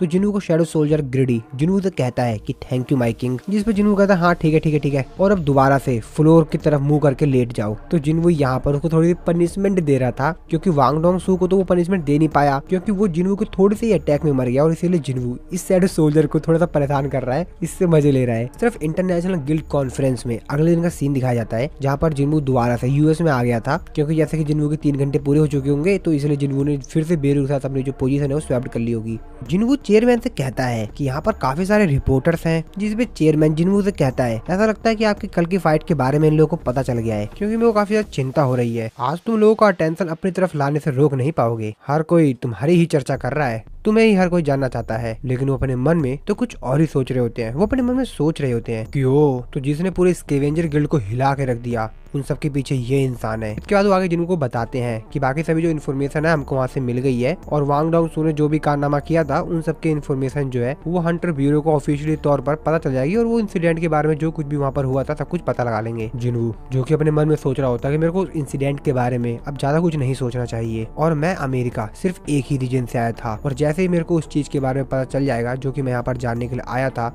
तो मेरा काम हो जाएगा। जिसके बाद चेयरमैन जिन्हू को ईयरबड देते हुए कहते हैं कि ये रखो, इस ईयरबड के थ्रू हम हर चीज तुमको ट्रांसलेट करके बता देंगे जो कुछ भी वहाँ पर बताया जा रहा होगा। इसके बाद जिन्हू भी उस रूम में एंट्री लेता है, जहाँ पर दुनिया भर के बहुत सारे गिल्ड के हंटर्स आए हुए थे, और सभी लोग सिर्फ जिन्हू को ही देख रहे होते हैं, और उसी में होता है चाइना का 7 स्टार का हंटर, और इस समय सभी की नजर होती है जिन्हू पर। सभी लोग यहाँ पर आपस में बात कर रहे होते हैं। वो लोग बात कर रहे होते हैं, अरे ये तो वही एशियन का हंटर है ना, जिसने कि कल थॉमस एंड्रे को हराया था, और उसको तब तक पीटता रहा था जब तक कि वो मरने जैसी हालात में नहीं आ गया था। और दूसरी तरफ जो टोक्यो में गेट ओपन हुआ था, उसमें भी इसने काफी ज्यादा मदद की थी उन लोगों की ना। इसने थॉमस एंड्रे के कवच को पूरी तरीके से डिस्ट्रॉय कर दिया, और ये इस तरीके से यहाँ पर आया है जैसे कि बाकी हंटरों का किंग है। मैं तो विश्वास ही नहीं कर पा रहा हूँ। और जिन्हू बड़े ही आराम से वहाँ पर आके बैठ जाता है। बाकी सभी जो लोग होते हैं वो सिर्फ जिन्हू को ही देख रहे होते हैं। सभी लोग यहाँ पर जितने भी लोग होते हैं वो हर कोई सिर्फ जिन्हू को ही देख रहा होता है। और तभी यहाँ पर एक डॉक्टर एंट्री लेते हैं और उन सभी लोगों को बताते हैं कि हेलो,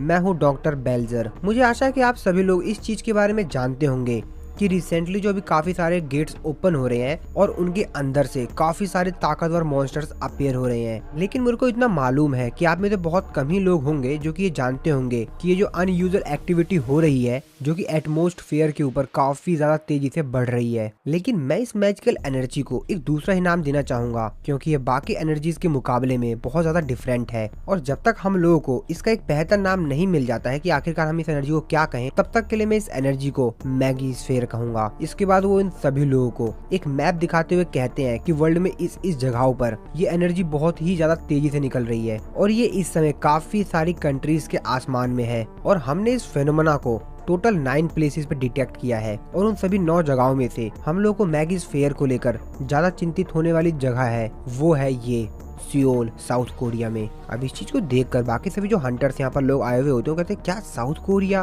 अरे साउथ कोरिया ये तो। और फिर से सभी लोग जिन्हू को देखने लग जाते हैं। तभी डॉक्टर बाकी सभी लोगों से कहते हैं कि आप लोगों को इस तरीके से मिस्टर सांग जिन वू को देखने की जरूरत नहीं है। और अगर सांग जिन वू को मैगीस्फेयर के बारे में पहले ही पता होता तो शायद ये इस चीज को पहले ही खत्म कर चुके होते। जिन्हू जो कि अपने मन में सोच रहा होता है कि 9 प्लेसेस, शायद ये कहीं ना कहीं किसी तरीके से जो नंबर ऑफ सोवेरियंस हैं उनसे कनेक्टेड है। डॉक्टर आगे बताते हैं कि जैसा कि आप सभी लोग जानते हैं कि इस समय हम लोग इस चीज से डील नहीं कर सकते हैं। हमें नहीं पता कि आखिरकार इस चीज से हमको किस तरीके से लड़ना है या किस तरीके से हमको इस चीज का सामना करना है, लेकिन हम लोग इससे डील नहीं कर सकते हैं। इसका मतलब ये नहीं है कि हमको इससे डील करना ही नहीं है। और शायद दुनिया एक बार फिर से बहुत बड़ा चेंज देखे, एक बार फिर से। और तभी साइड में खड़े मिस्टर डेविड जो होते हैं वो डॉक्टर से बोलते हैं कि डॉक्टर बेल्जर, क्या अब आपकी बात खत्म हो चुकी है? जिस पे वो भी कहते हैं हाँ बिल्कुल। मिस्टर डेविड कहते हैं कि ठीक है, इसके आगे मैं संभालूंगा। मिस्टर डेविड बाकी सभी लोगों को कहते हैं कि मैं यहाँ पर आप लोगों को बहुत ही ज्यादा इम्पोर्टेंट, काफी ज्यादा अर्जेंट चीज अनाउंस करने के लिए आया हूँ, जो कि यहाँ पर आए हुए सभी हंटर्स के लिए काफी ज्यादा जरूरी है। और मेरे को ये बताते हुए बहुत ही ज्यादा दुख हो रहा है कि लगभग 2 हफ्ते पहले हंटर क्रिस्टोफर एक असैसिनेशन ग्रुप के द्वारा मारे गए और अभी तक हम लोग उस असैसिनेशन ग्रुप को नहीं जान पाए हैं कि आखिरकार वो लोग कौन थे।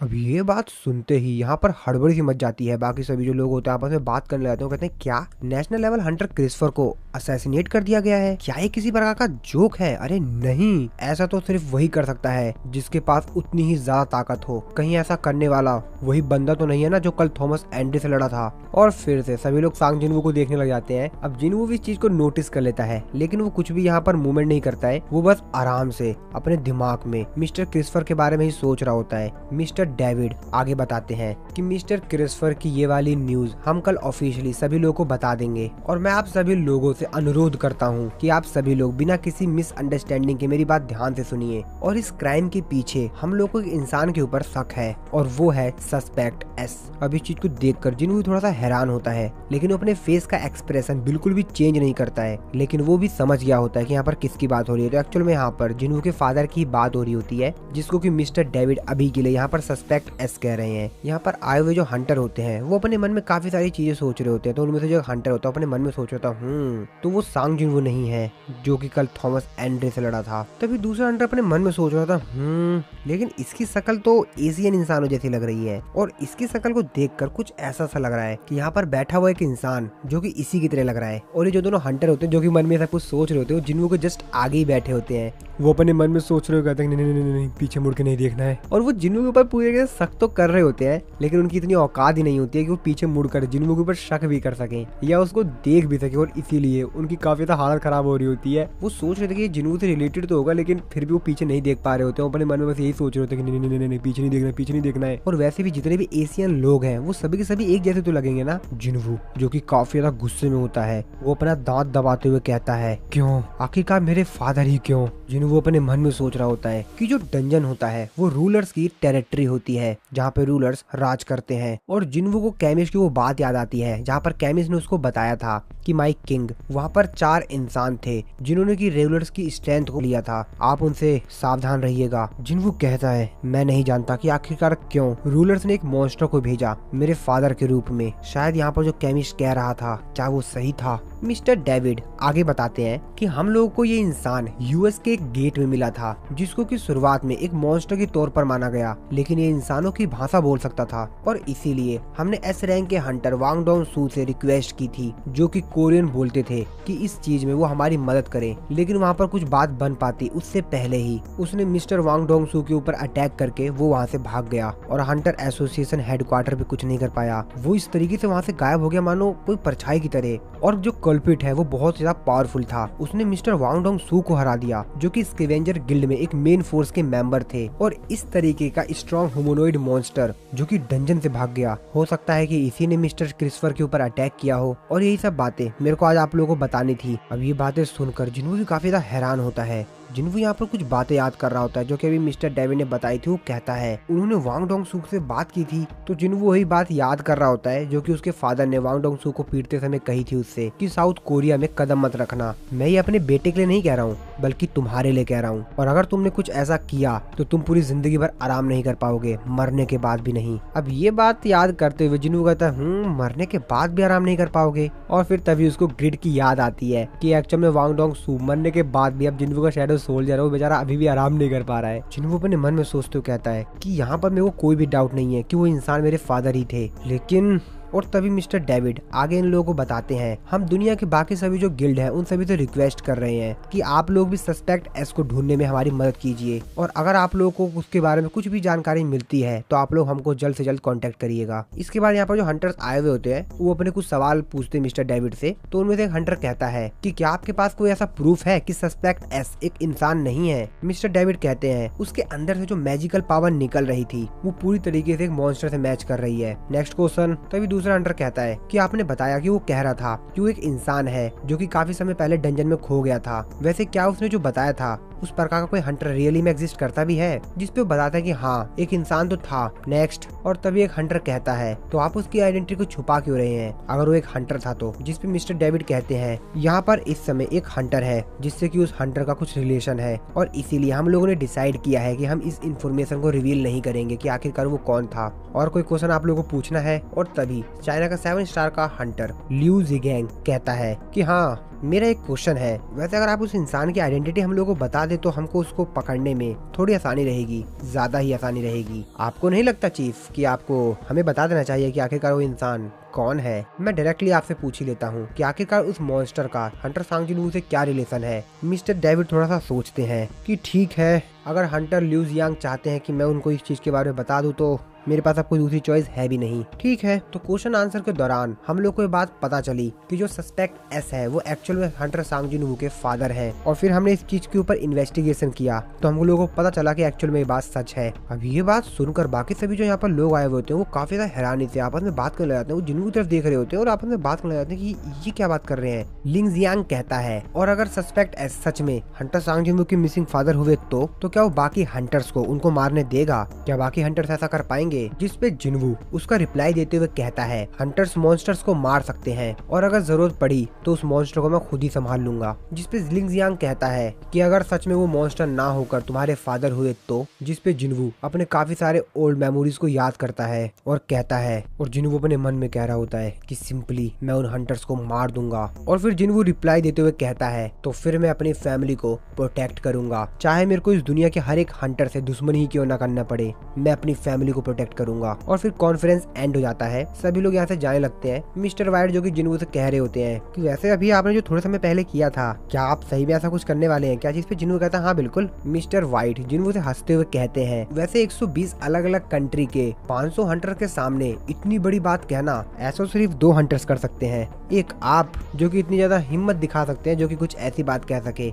जिसपे जिनवू कहता है, वैसे दूसरा कौन है? मिस्टर वाइट हंसते हुए कहते हैं, अरे दूसरा इस समय हॉस्पिटल में है। और जिनवू को भी याद आ जाता है कि एक्चुअल में यहाँ पर किसकी बात कर रहा है, तो एक्चुअल में यहाँ पर थॉमस एंड्रे की बात कर रहे होते हैं ये। और फिर जिनवू वहाँ से जाने लगता है। तभी मिस्टर वाइट उससे कहते हैं, वैसे हंटर एसोसिएशन ने यहाँ पर एक बहुत बड़ी पार्टी ऑर्गेनाइज की है, तो अगर आप ज्यादा बिजी नहीं है तो शायद आप यहाँ पर रुक सकते हैं, क्योंकि आपको बाकी हंटर से मिलने का मौका मिलेगा। और तभी यहाँ पर लिंग जियांग आता है जिनवू के पास। बाकी सभी जो यहाँ पर लोग होते हैं, हंटर्स होते हैं, वो तो बस यहाँ पर लिंग जियांग को ही देख रहे होते हैं कि अब ये क्या कारनामा करने वाला है। और तभी लिंग जियांग जिनवू के पास आता है और वो चाइनीज में बोल रहा होता है। जिनवू अपने मन में सोच रहा होता है कि वैसे क्या बोल रहा है, क्योंकि जिनवू को तो चाइनीज आती नहीं है, तो उसको कुछ समझ नहीं आ रहा होता है, क्योंकि एक्चुअली जिनवू को चाइनीज तो आती नहीं है, तो उसको तो कुछ पता नहीं चल रहा होता कि आखिर बोल क्या रहा है। तभी मिस्टर वाइट जिनवू से कहते हैं कि ये कह रहा है कि इसने उस जायंट मॉन्स्टर को पकड़ लिया था और खत्म भी कर दिया, जो कि तुम्हारे हाथ से छूट गया था। और फिर जिनवू मिस्टर वाइट से कहता है, अच्छा ये बात है, वैसे क्या आपको चाइनीज बोलने आती है? जिसपे मिस्टर वाइट कहते हैं, अरे बिल्कुल, मैं एशियन ब्रांच का इंचार्ज हूँ, तो मेरे को एशियन की जितनी भी लैंग्वेज है वो आराम से बोलने आती है, बताइए क्या बोलना है? तो जिनवू भी कहता है, हाँ ठीक है, तो मेरी सारी बातों को ट्रांसलेट कीजिए। और फिर मिस्टर वाइट यहाँ पर एक ट्रांसलेटर के तौर पर इन दोनों की बात एक दूसरे को बता रहे होते हैं। मिस्टर वाइट कहते हैं कि लिंग जियांग इस समय कह रहा है, ये काफी ज्यादा हैरान थे, इतना बड़ा ताकतवर मॉन्स्टर जिसकी इन्होंने भी उम्मीद नहीं की थी, इनकी उम्मीद से भी ज्यादा ताकतवर मॉन्स्टर जिसको हरा पाना बहुत ही ज्यादा मुश्किल था, और ये पूरी लड़ाई पाने के ऊपर हुई। ये कह रहे हैं कि तब से ये आपसे मिलने के लिए काफी ज्यादा उत्सुक थे, काफी ज्यादा क्यूरियस थे कि आखिरकार किस प्रकार का हंटर है जिसने की इतने ज्यादा ताकतवर मॉन्स्टर को बड़े ही आसानी से हरा दिया। और फिर लिंग जियांग जिनवू की तरफ दोस्ती का हाथ बढ़ाता है। मिस्टर वाइट कहते हैं कि ये बोल रहे हैं, ये काफी ज्यादा खुश है कि तुमने थॉमस एंड्रे को उसकी असली जगह पे पहुंचा दिया। ये कह रहे हैं कि इसको कोई भी डाउट नहीं है कि थॉमस एंड्रे जो भी कर रहा था वो गलत था। अब इस चीज को देखकर जिनवू भी काफी ज्यादा हैरान होता है, वो अपने मन में सोच रहा होता है कि फर्स्ट इंप्रेशन में तो मेरे को ये लगा कि यार बड़ा सनकी इंसान है, पता नहीं क्या है ये बंदा, पर यार ये तो अच्छा बंदा लग रहा है, ये तो काफी इंटरेस्टिंग इंसान है। और फिर जिनवू भी दोस्ती का हाथ की तरफ बढ़ाता है और फिर लिंग जियांग कुछ और कहता है और फिर वो वहाँ से चला जाता है। अब इस चीज को सुनकर मिस्टर वाइट भी थोड़ा सा हैरान होते हैं। जिनवू उनसे बोलता है कि ये क्या कह के गया है। मिस्टर वाइट उसको बताते हैं, इसने कहा है कि ये आशा करता है कि सस्पेक्ट एक्स तुम्हारी फैमिली का मेंबर ना हो, और उसने कहा है वो कभी भी आपके साथ फाइट नहीं करना चाहेगा, और मेरे को लगता है कि शायद वो साथ से फाइट करना भी नहीं चाहता है। जिसपे जिनवू कहता है, अच्छा तो ऐसी बात है। और तभी मिस्टर डेविड यहाँ पर आते हैं जो कि जिनवू से कहते हैं कि हंटर सांग जिनवू, क्या आपके पास कुछ समय है, मेरे को आपसे किसी से मिलवाना है। इसके बाद अगले सीन में हम लोग देखते हैं जिनवू के सामने बैठी हुई होती है मिसिस सेलनर। मिसिस सेलनर जिनवू से कहती हैं कि हम लोगों को मिले हुए काफी लंबे समय हो गए हंटर सांग जिनवू। जिनवू जो कि अपने मन में उनको देखते हुए सोच रहा होता है, ओह तो मिसिस सेलनर अब काफी ज्यादा अपग्रेड हो चुकी है, ये वैसी नहीं है जैसे की मैं इनसे पहले मिला था, ये काफी ज्यादा चेंज हो चुकी है। जिसपे जिनवू भी उनको रिप्लाई देते हुए कहता है कि हाँ मुझे भी लगा था, मैं भी सोच रहा था कि शायद हम लोग अब कभी ना मिले। जिसपे मिसिस सेलनर जिनवू को बताती है कि मेरे को हर रात एक ही सपना आता है और उस सपने में हमारे जो टॉप रैंक के हंटर्स हैं उनको किसी के द्वारा मारा जा रहा है। और कुछ दिनों से तो ये जो सपने हैं ये पूरी तरीके से रियलिटी होते जा रहे हैं। जो भी मैं सपने में देखती हूँ वो सब कुछ सच हो रहा है। जिसपे जिन्हों कहता है अच्छा तो आपका मतलब क्या क्रिस्फर भी, मिस्टर क्रिस्फर भी आपने सपने में देखा था क्या? जिसपे मिसेस सैलर्स को बताते हैं कि हाँ बिल्कुल। मिस्टर डेविड जिन्हों को बताते हैं वैसे हमने मिस्टर क्रिस्फर को वार्न किया था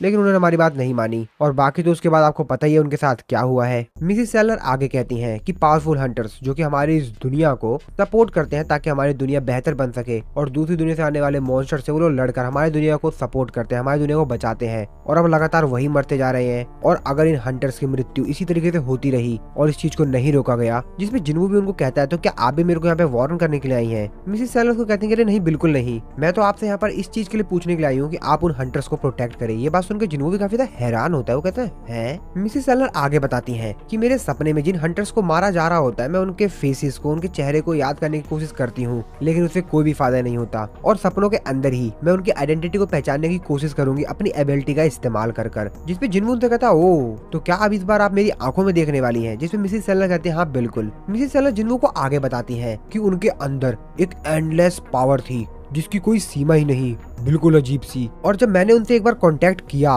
और मेरे को अपनी नींद से जागने में फोर्स किया जा रहा था और मेरे को वो अजीब सी आवाज, वो आवाज मेरे को अभी भी याद है जो कि उसमें से आ रही थी जब मेरी आंखें बंद थी। तो जिसपे जिन्हों कहता है कि आखिरकार वो क्या था वो, उन्होंने क्या कहा? मिसेस सेलर बताती है कि उन्होंने कहा कि वापिस जाओ और युद्ध के लिए तैयारी करो। जिन्हों जो कि बात सुनकर अपने मन में सोच रहा होता है तो क्या ये बैटल सॉवरेजियन के रूलर्स और किंग ऑफ जायंट के बीच होगी? और अगर ऐसी बात है तो मैं काफी ज्यादा हैरान हूँ कि आखिरकार कौन सा साइड है जो कि हंटर्स को मारना चाह रहा है और इस तरीके से हंटर को मारे जा रहा है। जिसके बाद जिन्हों मिसेस सेलर से कहता है लेकिन आप मेरे से क्यों कह रही हैं कि मैं बाकी हंटर्स को प्रोटेक्ट करूं? जिसपे मिसेस सेलर को कहती है क्योंकि मैंने तुम्हारे अंदर भी वही सेम टाइप की पावर को डिटेक्ट किया था। अब ये बात सुन के जिन्हों अपने मन में सोचते हुए कहता है ओ तो मेरे को लगता है कि मैडम सेलर ने उस दिन मेरे अंदर शैडो सॉवरेजियन की पावर देख लिया था। और अगर इन लोगों ने अपने ड्रीम्स के अंदर हंटर से जो पावर आ रही थी वो सेम ही पावर थी तो जरूर वो लोग सॉवरेजियन ही होंगे। मिस्टर डेविड जिन्हों से कहते हैं कि कोई तो ऐसी चीज है जो कि हंटर से भी ऊपर है और इसीलिए हमें तुम्हारी इमेंस पावर की जरूरत है ताकि हम लोग इस चीज को रोक सके। और अगर मैं आपसे एकदम सच बताऊं, हम लोग पूरी तरीके से कन्विंस नहीं थे कि सिर्फ आप ही हैं जो कि हमको इस चीज से बचा सकते हैं, लेकिन हम लोगों ने अपना माइंड चेंज कर लिया जब हम लोगों ने कल तुम्हारे और थॉमस एंड्रे के बीच में लड़ाई देखी। ऑफ कोर्स हम आपसे एक्सपेक्ट नहीं कर सकते कि आप बिना कंपनसेशन के हमारी मदद करेंगे, तो मैं आपको अपने हेल्प के बदले कुछ भी देने के लिए तैयार हूँ, यहाँ तक कि उस बेहतरीन खजाने को जो कि केमिस्ट छोड़ के गया है, द रून स्टोन। इस दुनिया में हंटर्स ही हैं जिनको की काफी ज्यादा स्पेशल पावरफुल ब्लेसिंग मिली है और वही लोग अपनी पावर का इस्तेमाल करके इस दुनिया को बचाते हैं। और अगर वो लोग ही डिसअपेयर हो जाएंगे तो ये दुनिया तो बचेगी ही नहीं ना। अब ये बात सुन के जिन्हों भी थोड़ा सा हैरान होता है, उसके मुंह से कुछ शब्द नहीं निकल पा रहे होते हैं मिस्टर डेविड की ये बात सुनकर। और तभी जिन्हों कहता है कि आई एम सॉरी, जिसमें मिस्टर डेविड जिन्हों से काफी ज्यादा हैरानी से कहते हैं कि अगर आप ऐसा इसलिए कह रहे हैं क्योंकि कल थॉमस एंड्रे और आपके बीच में कुछ फाइट हो गई थी, तो जिसपे वो आगे कुछ कह पाते, तभी जिन्हों उनको बीच में रोकते हुए कहता है कि नहीं वो बात नहीं है। और फिर जिन्हों वहाँ से जाने के लिए तैयार हो जाता है। वो खड़े होते हुए कहता है कि ठीक है। मिस्टर वाइट भी जिन्हों को ही देख रहे होते हैं, वो अपने मन में सोच रहे होते हैं जिन्हों की उस बात को जो कि जिन्हों ने हंटर कॉन्फ्रेंस के दौरान कही थी, तो फिर मैं अपनी फैमिली को प्रोटेक्ट करूंगा, इसके बदले मेरे को इस दुनिया के हर एक हंटर से दुश्मनी ही क्यों ना मोल लेनी पड़े। और फिर जिन्हों वहाँ से जाते जाते थक हार कर कहता है ठीक है एजेंट वाइट, मेरे को उन सभी हंटर्स की लिस्ट दो जिसे आप चाहते हैं कि मैं प्रोटेक्ट करूं। मेरे को काफी अच्छा लगेगा अगर आप मेरे को उन हंटर से मिलने की अपॉर्चुनिटी भी देते हैं तो। अब ये बात सुनकर मिस्टर वाइट काफी ज्यादा खुश हो जाते हैं क्योंकि वो समझ गए होते हैं कि जिन्हों भी मान चुका है उन हंटर्स की मदद करने के लिए, और इसीलिए मिस्टर वाइट कहते हैं ऑफ कोर्स बिल्कुल। इसके बाद अगले सीन में हम लोग हंटर एसोसिएशन के द्वारा जो इंटरनेशनल गिल्ड कॉन्फ्रेंस की लास्ट डे थी, उस दिन पार्टी ऑर्गेनाइज की गई थी जिसको कि कहा जा रहा था द नाइट ऑफ हंटर्स, यानी यहाँ पर सभी के सभी लोग हंटर्स थे। यहाँ पर दुनिया भर के सभी बेस्ट से बेस्ट जो हंटर्स थे वो यहाँ पर आए हुए थे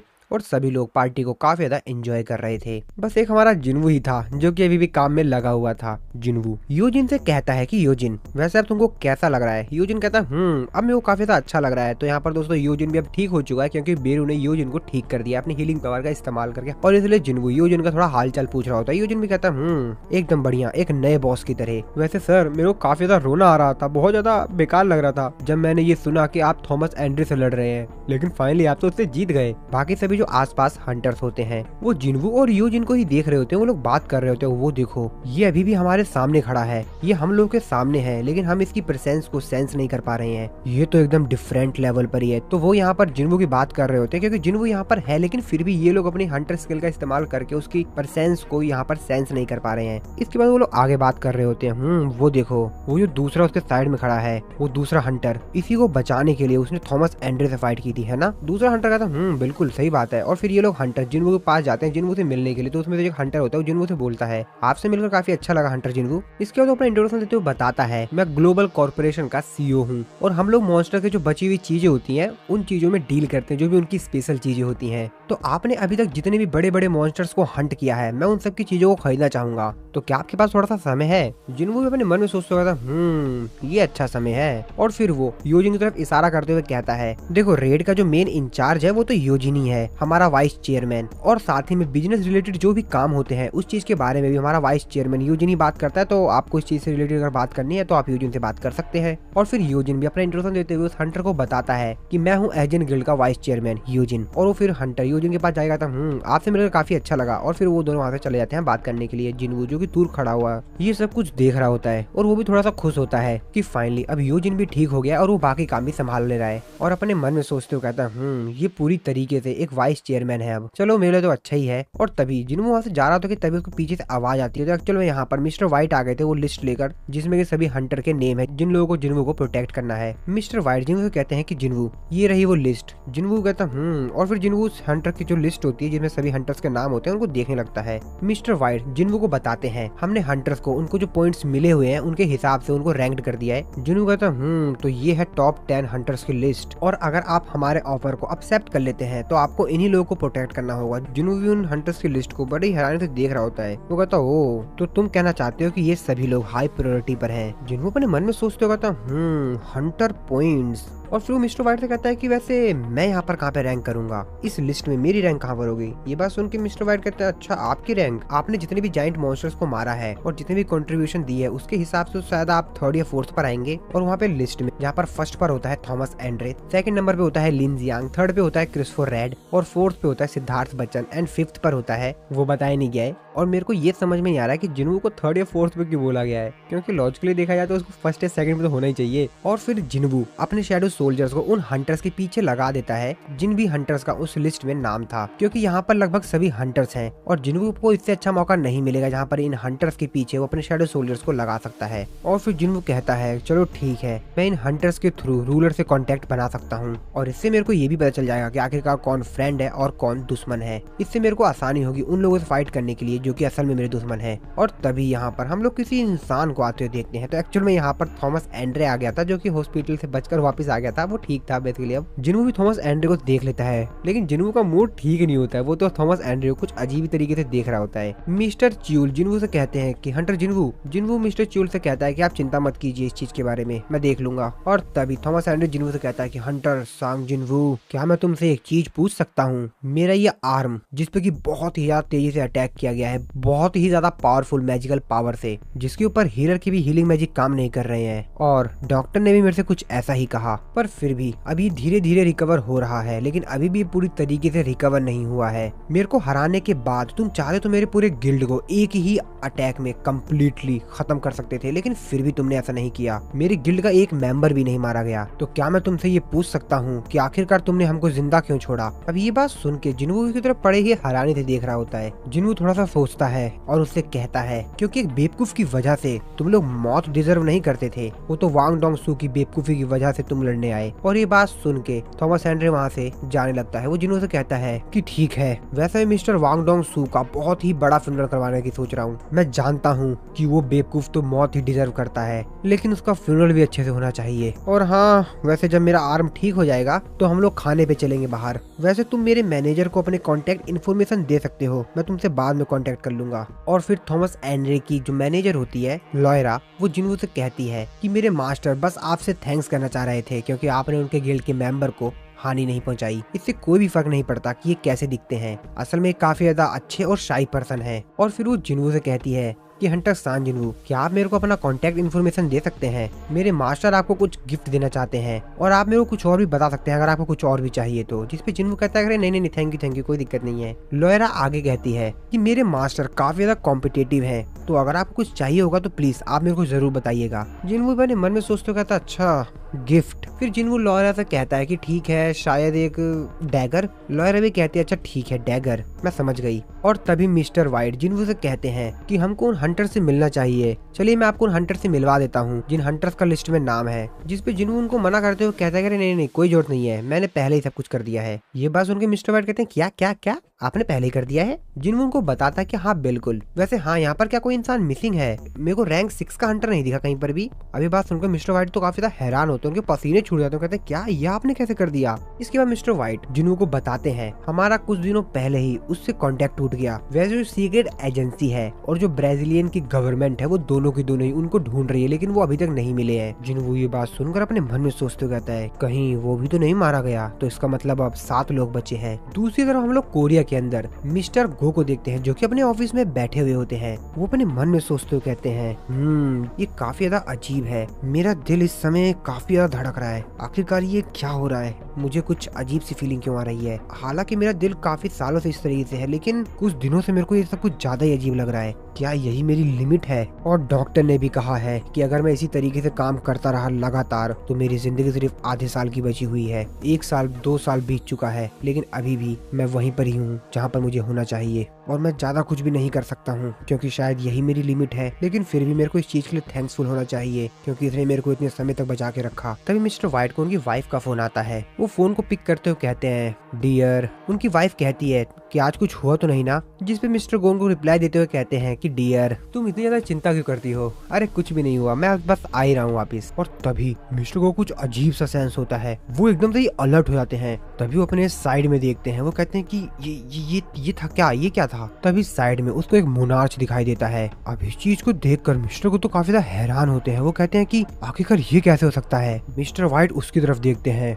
और वो मोनार्च एक स्माइल देता है। मिस्टर गो उसको देखते हुए अपने मन में सोच रहे होते हैं मेरे को नहीं लगता कि हम लोगों की पूरी बातचीत हो पाएगी और मैं इसको सेंस नहीं कर पाया जब ये यहाँ पर आया, और मेरे को नहीं लगता कि मैं अकेला इसको संभाल पाऊंगा। इसके बाद वो मोनार्च मिस्टर गो को बताते हुए कहता है कि मैंने इस जगह को आउटसाइड वर्ल्ड से पहले ही आइसोलेटेड कर दिया है, यानी कि बाहर की दुनिया से हमारा कोई भी कनेक्शन नहीं है, ये प्लेस पूरी तरीके से ब्लॉक हो चुका है। अभी बात सुन के मिस्टर को भी काफी ज्यादा हैरान होते हैं। वो अपने मन में सोचते हुए कहते हैं कि क्या मैं कोई सपना देख रहा हूँ इस समय? और तभी वो मोनार्च उनके ऊपर एक अटैक करता है। अभी इस अटैक को देखकर मिस्टर गो भी समझ जाते हैं कि ये कोई सपना नहीं है। उनके कंधे पर जहाँ पर उस मोनार्च ने अटैक किया होता है वो वहाँ पर बर्फ बनना शुरू हो जाता है। तभी वो मोनार्च मिस्टर गो से कहता है कि अगर ये सपना होता तो तुमको क्या लगता है कि तुम इस चीज को फील भी कर पाते? अब इस चीज को देखकर मिस्टर गो कहते हैं मेरे को भी लग रहा है कि ये कोई सपना नहीं है, तो तुमसे मैं एक बार ये फिर से पूछना चाहूंगा कि आखिरकार तुम हो कौन? अब ये बात सुनकर वो मोनार्च गुस्से में कहता है कि मुझे लगा था कि तुम्हें बिना बताए ही तुम समझ जाओगे कि आखिरकार मैं हूँ कौन। लेकिन इसके बाद वो मोनार्च मिस्टर गो से कहता है मेरे को कमजोर लोगों से लड़ने में इतना मजा नहीं आता, तो क्या तुम अपने आप को रिवील करोगे? Fragment of luminosity. और एक बहुत तगड़ी वेव छोड़ता है। मिस्टर गो भी इस वेव को अपने हाथ से रोकने की कोशिश करते हैं, लेकिन ये वेव काफी ज्यादा तेज होती है। इसके बाद वो मोनार्च मिस्टर गो से कहता है कि शायद तुम इस बात से चिंतित हो ना कि अगर तुमने ऐसा कुछ किया तो शायद तुम्हारा जो मीडियम है वो टूट जाएगा, है ना? ये अभी नहीं तो बाद में टूट ही जाएगा,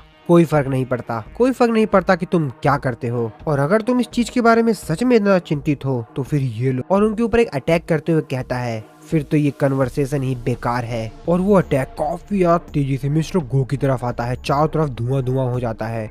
वो मोनार्च कहता है जैसा कि हम लास्ट टाइम मिले थे। और फिर से वो मिस्टर गो की तरफ एक बहुत तगड़ा अटैक करता है, लेकिन इस बार मिस्टर गो चारों तरफ से धुआं हटाते हुए उस अटैक को डॉज करते हुए साइड में फेंकते हैं। और फिर हम लोग देखते हैं मिस्टर गो का असली रूप, जो कि काफी ज्यादा खतरनाक लग रहे थे क्योंकि वो शायद अपने कुछ नए फॉर्म में आ रहे थे। और अभी अभी जो मोनार्च ने मिस्टर गो के ऊपर अटैक किया था और मिस्टर गो ने अटैक करके डॉज करके साइड में फेंक दिया था, वो अटैक से जो उनके ऑफिस का एक शीशा होता है वो पूरी तरीके से ब्रेक हो जाता है। और फिर मिस्टर गो का असली रूप आता है, the most brilliant fragment of luminosity. Mister go उस मोनार्च से कहते हैं, तुमने मेरे पूरे ऑफिस को आउटसाइड वर्ल्ड से आइसोलेटेड कर दिया है और मेरे को डायमेंशन क्रैक के अंदर ट्रैप कर दिया है। इतना भी बुरा नहीं है। वो मोनार्च मिस्टर गो का रिप्लाई देते हुए कहता है, वैसे मैं भी तुमको काफी समय से ढूंढ रहा था। तुम्हें क्या लगता है मैंने जिस मीडियम के अंदर तुमको ट्रैप कर रखा है, तुम इसके अंदर होने के बावजूद भी अपनी ट्रू पावर का इस्तेमाल कर पाओगे? मुझे नहीं लगता। और वैसे भी हमने जो तुम्हारे बाकी 7 फ्रेगमेंट है उनकी लोकेशन ऑलरेडी ही पता लगा ली है और उनमें से 2 को तो हमने कब का खत्म कर दिया है। और बस मैं तुम्हारे चेहरे पर वो एम्बेरसमेंट देखना चाहता हूँ तुमको मारने से पहले, और अब मैंने वो देख लिया है और अब मैं तुमको बिना किसी रिग्रेट के डिस्ट्रॉय कर दूंगा। ये बात सुन के मिस्टर को काफी तेजी से चिल्लाते हुए उससे कहते हैं, तो फिर ट्राई कर लो मोनार्च ऑफ फ्रोस्ट। ये बात सुनकर मोनार्च ऑफ फ्रोस्ट कहता है, ओ तो तुमने फाइट को चॉइस किया है, कितने ज्यादा बेवकूफ हो तुम जिसने कि इंसान की बॉडी को उधार लिया है, और दूसरी तरफ मैं जिसने उस पे पूरी तरीके से जीत हासिल कर ली है। तुमको क्या सच में लगता है कि तुम मेरे ऊपर एक अटैक भी कर पाओगे? और अगर तुमको इतना ही लगता है, तुम इतने ही जोश में हो, तो चलो फिर लड़ाई करते हैं। और फिर वो भी अपने असली फॉर्म में आ जाता है और तैयार होता है मिस्टर गो से फाइट करने के लिए। वो चारों तरफ बर्फ उगाकर मिस्टर गो के ऊपर अटैक करता है, लेकिन मिस्टर गो उसके अटैक से बच जाते हैं और अपनी पावर का इस्तेमाल करके उसके सारे जो उसने बर्फ बनाए हुए होते हैं उसको तोड़ते हुए उसके पास जाते हुए उसके ऊपर एक अटैक करते हैं। लेकिन वो मिस्टर गो के इस अटैक से बड़े ही आसानी से बच जाता है और फिर वो मिस्टर गो के ऊपर अटैक करता है। हालांकि मिस्टर गो इसके अटैक को पूरी तरीके से ब्रेक कर देते हैं और फिर से वो मिस्टर गो के ऊपर अटैक करता है। लेकिन मिस्टर गो भी कमजोर खिलाड़ी नहीं थे, वो भी उसके सारे अटैक्स को डॉज कर रहे होते हैं और उसको अच्छी टक्कर दे रहे होते हैं। और फिर से इन दोनों के बीच एक भयंकर सी फाइट शुरू हो जाती है। मोनार्च ऑफ फ्रोस्ट भी अपने फुल पावर का इस्तेमाल कर रहा और इस तरफ मिस्टर गो भी उसके सारे अटैक्स से बच रहे होते हैं और उसके सारे अटैक को डिस्ट्रॉय कर उसके ऊपर फुल अटैक कर रहे होते हैं। और इन लोगों की फाइट एकदम पीक पर होती है। दोनों एक दूसरे को काफी भयंकर टक्कर दे रहे होते हैं। मिस्टर गो अपने मन में सोचते हुए कहते हैं कि मेरे को ये खत्म ही करना होगा, नहीं, मेरे को ये अब खत्म ही करना होगा। और एक बहुत तगड़ा अटैक बनाकर उसके ऊपर अटैक करने के लिए जाते हैं और मोनार्च ऑफ फ्रोस्ट थोड़ा सा पीछे चला जाता है। मिस्टर गो अपने मन में सोचते हुए कहते हैं कि क्या यही मेरी लिमिट है? मोनार्च ऑफ फ्रोस्ट मिस्टर गो की तरफ स्माइल करते हुए कहता है कि ऐसा लगता है कि तुम अपनी लिमिट पर पहुंच चुके हो, यही तुम्हारी लिमिट है। बहुत बेकार फ्रैगमेंट ऑफ लुमिनोसिटी। और फिर तभी मोनार्च ऑफ फ्रोस्ट वहां से एकदम से गायब हो जाता है। इस चीज को देखकर तो मिस्टर गो भी काफी हैरान होते कहते हैं कहाँ गया। और तभी वो एकदम से उनके करीब आ जाता है और उनके ऊपर एक अटैक करता है। और ये अटैक काफी ज्यादा खतरनाक था क्योंकि उसने मिस्टर गो के सीने में ही अपनी पावर का इस्तेमाल करके एक बर्फ उनके सीने में डाल दी थी और उनके सीने के आर पार कर दिया था और वो काफी ज्यादा घायल हो गए होते हैं। उनके मुंह से भी खून आने लग जाता है। मोनार्च ऑफ फ्रोस्ट मिस्टर गो से कहता है, मैं काफी ज्यादा हैरान हूँ। मैं ये सोच के काफी ज्यादा हैरान हूँ कि आखिरकार तुमको कितना समय लगेगा एक नई बॉडी ढूंढने में, 1 साल 2 साल? लेकिन तुम्हारे लिए तो बहुत ज्यादा बदकिस्मती की बात है क्योंकि मेरी फोर्स ऑलरेडी यहाँ पहुँच चुकी है और मैं इस दुनिया को तुम्हारे वापस जाने से पहले ही डिस्ट्रॉय कर दूंगा। और तुम्हारी गलती जानते हो क्या था? इस दुनिया को बचाना, इस दुनिया को प्रोटेक्ट करने की कोशिश करना ही तुम्हारी गलती थी। और क्या तुमको सच में लगता है बिना तुम्हारे गार्ड के तुम मेरे को हरा भी सकते हो? ये बात सुनकर मिस्टर गो एक स्माइल देते हैं और कहते हैं और उसने जो मिस्टर गो के सीने के अंदर जो अपनी बर्फ की स्वॉर्ड डाली हुई होती है उसको पकड़ते हुए मिस्टर गो कहते हैं कि तुम्हें क्या लगता है, क्या सच में मैं तुमसे फाइट करूंगा बिना किसी रीजन के? और जैसा कि हम लोग ये प्रिडिक्ट नहीं कर सकते थे कि तुम कहां पर हो और तुमको फॉलो भी नहीं कर सकते थे, लेकिन एक बहुत इम्पोर्टेंट चीज जो कि तुम भूल गए। ये बात सुन के मोनार्च ऑफ फ्रॉस्ट कहता है, क्या कुछ भूल गया मतलब? और तभी मिस्टर गो भी अपनी आखिरी जो बची हुई पावर होती है उसको इस्तेमाल करते हैं। अब ये चीज को देखकर मोनार्च ऑफ फ्रॉस्ट भी काफी ज्यादा हैरान होता है। वो कहता है कि अब ये मत कहना कि हम जिस इम्पोर्टेंट चीज के बारे में बात कर रहे थे वो यही है। मिस्टर गो कहते हैं, हाँ बिल्कुल सही कहा। और तभी हम लोग मिस्टर गो के साइड में जो शीशा लगा हुआ होता है उसको हम देखते हैं जो कि क्रैक हो रहा होता है। अब इस चीज को देखकर मोनार्च ऑफ फ्रॉस्ट भी काफी ज्यादा हैरान होता है कि आखिरकार ये क्या हो रहा है। और तभी पूरी तरीके से क्रैक हो जाता है और अब इस चीज को देखकर वो काफी ज्यादा हैरान होता है। वो कहता है कि सिर्फ इस चीज के लिए मेरे को लगता है कि अगर ये चीज काम भी करेगी तो यहाँ पर कुछ चेंज भी होगा। और तभी मिस्टर को कहते हैं नाउ। और तभी हम लोग देखते हैं कि जिन्हों को एक शैडो सोल्जर था, एक एंट मॉन्स्टर, जो वहाँ पर एक जगह ब्रेक होती है उस शीशे में से बाहर चला जाता है अब इस चीज को देखकर मोनार्च ऑफ फ्रोस्ट कहता है ये वैसे क्या ये सिंगल सोल्जर मेरा कुछ बिगाड़ भी पाएगा। और तभी अपने मन में सोचते कहता है कि नहीं एक मिनट, अरे नहीं अब मेरे से ये मत कहना कि। और वो समझ जाता है कि आखिरकार यहाँ पर क्या सीन हुआ और तभी वो काफी ज्यादा तेजी से उस एंट मॉन्स्टर की तरफ जाता है उसको रोकने के लिए। और वो भी उस बिल्डिंग से बाहर आ जाता है। एंट मॉन्स्टर जो कि काफी ज्यादा तेजी से वहां से आगे जा रहा होता है वो उसको पीछे करने लग जाता है और वो उसका पीछा करने लग जाता है। वो उसके ऊपर अटैक करने लग जाता है काफी ज्यादा तेजी से और उसके ऊपर अटैक करके उसको मार पाता। और तभी वो मोनार्च ऑफ फ्रोस्ट सामने की चीज को देखते हुए कहता है कि तुम। और यहाँ पर हम लोग एक हाथ को देखते हैं। तो एक्चुअल में ये कोई और नहीं, ये जिन्वू था जो कि यहाँ पर आ गया था। जिन्वू उसके उस अटैक को रोक लेता है। अब ये चीज को देखकर मोनार्च ऑफ फ्रॉस्ट भी काफी ज्यादा हैरान होता है और उसके बाद जिन्वू उसकी गर्दन को ही पकड़ लेता है और उससे कहता है कि तू कौन है बे, एक आइस एल्फ। और फिर इसी सीन के साथ हमारा ये वाला जो एपिसोड है गाइज वो खत्म हो जाता है। और अब जिन्वू इसको इसकी औकात दिखाएगा, वो तो हम लोग देखेंगे अगले एपिसोड में किसके साथ क्या सीन होगा। और बाकी हाँ, ये हमारे इस सीजन का एंड है। नेक्स्ट सीजन में हम लोग देखेंगे कि जिन्वू इसके साथ क्या करता है और आगे जिन्वू के साथ क्या क्या होगा। तो दोस्तों वीडियो अच्छी लगे तो वीडियो को लाइक जरूर से कर दीजिएगा और नेक्स्ट वीडियो मैं ट्राई करूंगा यार थोड़ा जल्दी ले आ पाऊँ। बाकी हाँ, इस वीडियो में इतना ही। चैनल पे नए हो तो सब्सक्राइब कर लेना अगले एपिसोड को देखने के लिए। तो मिलता हूँ मैं आपको अपनी नेक्स्ट वीडियो में।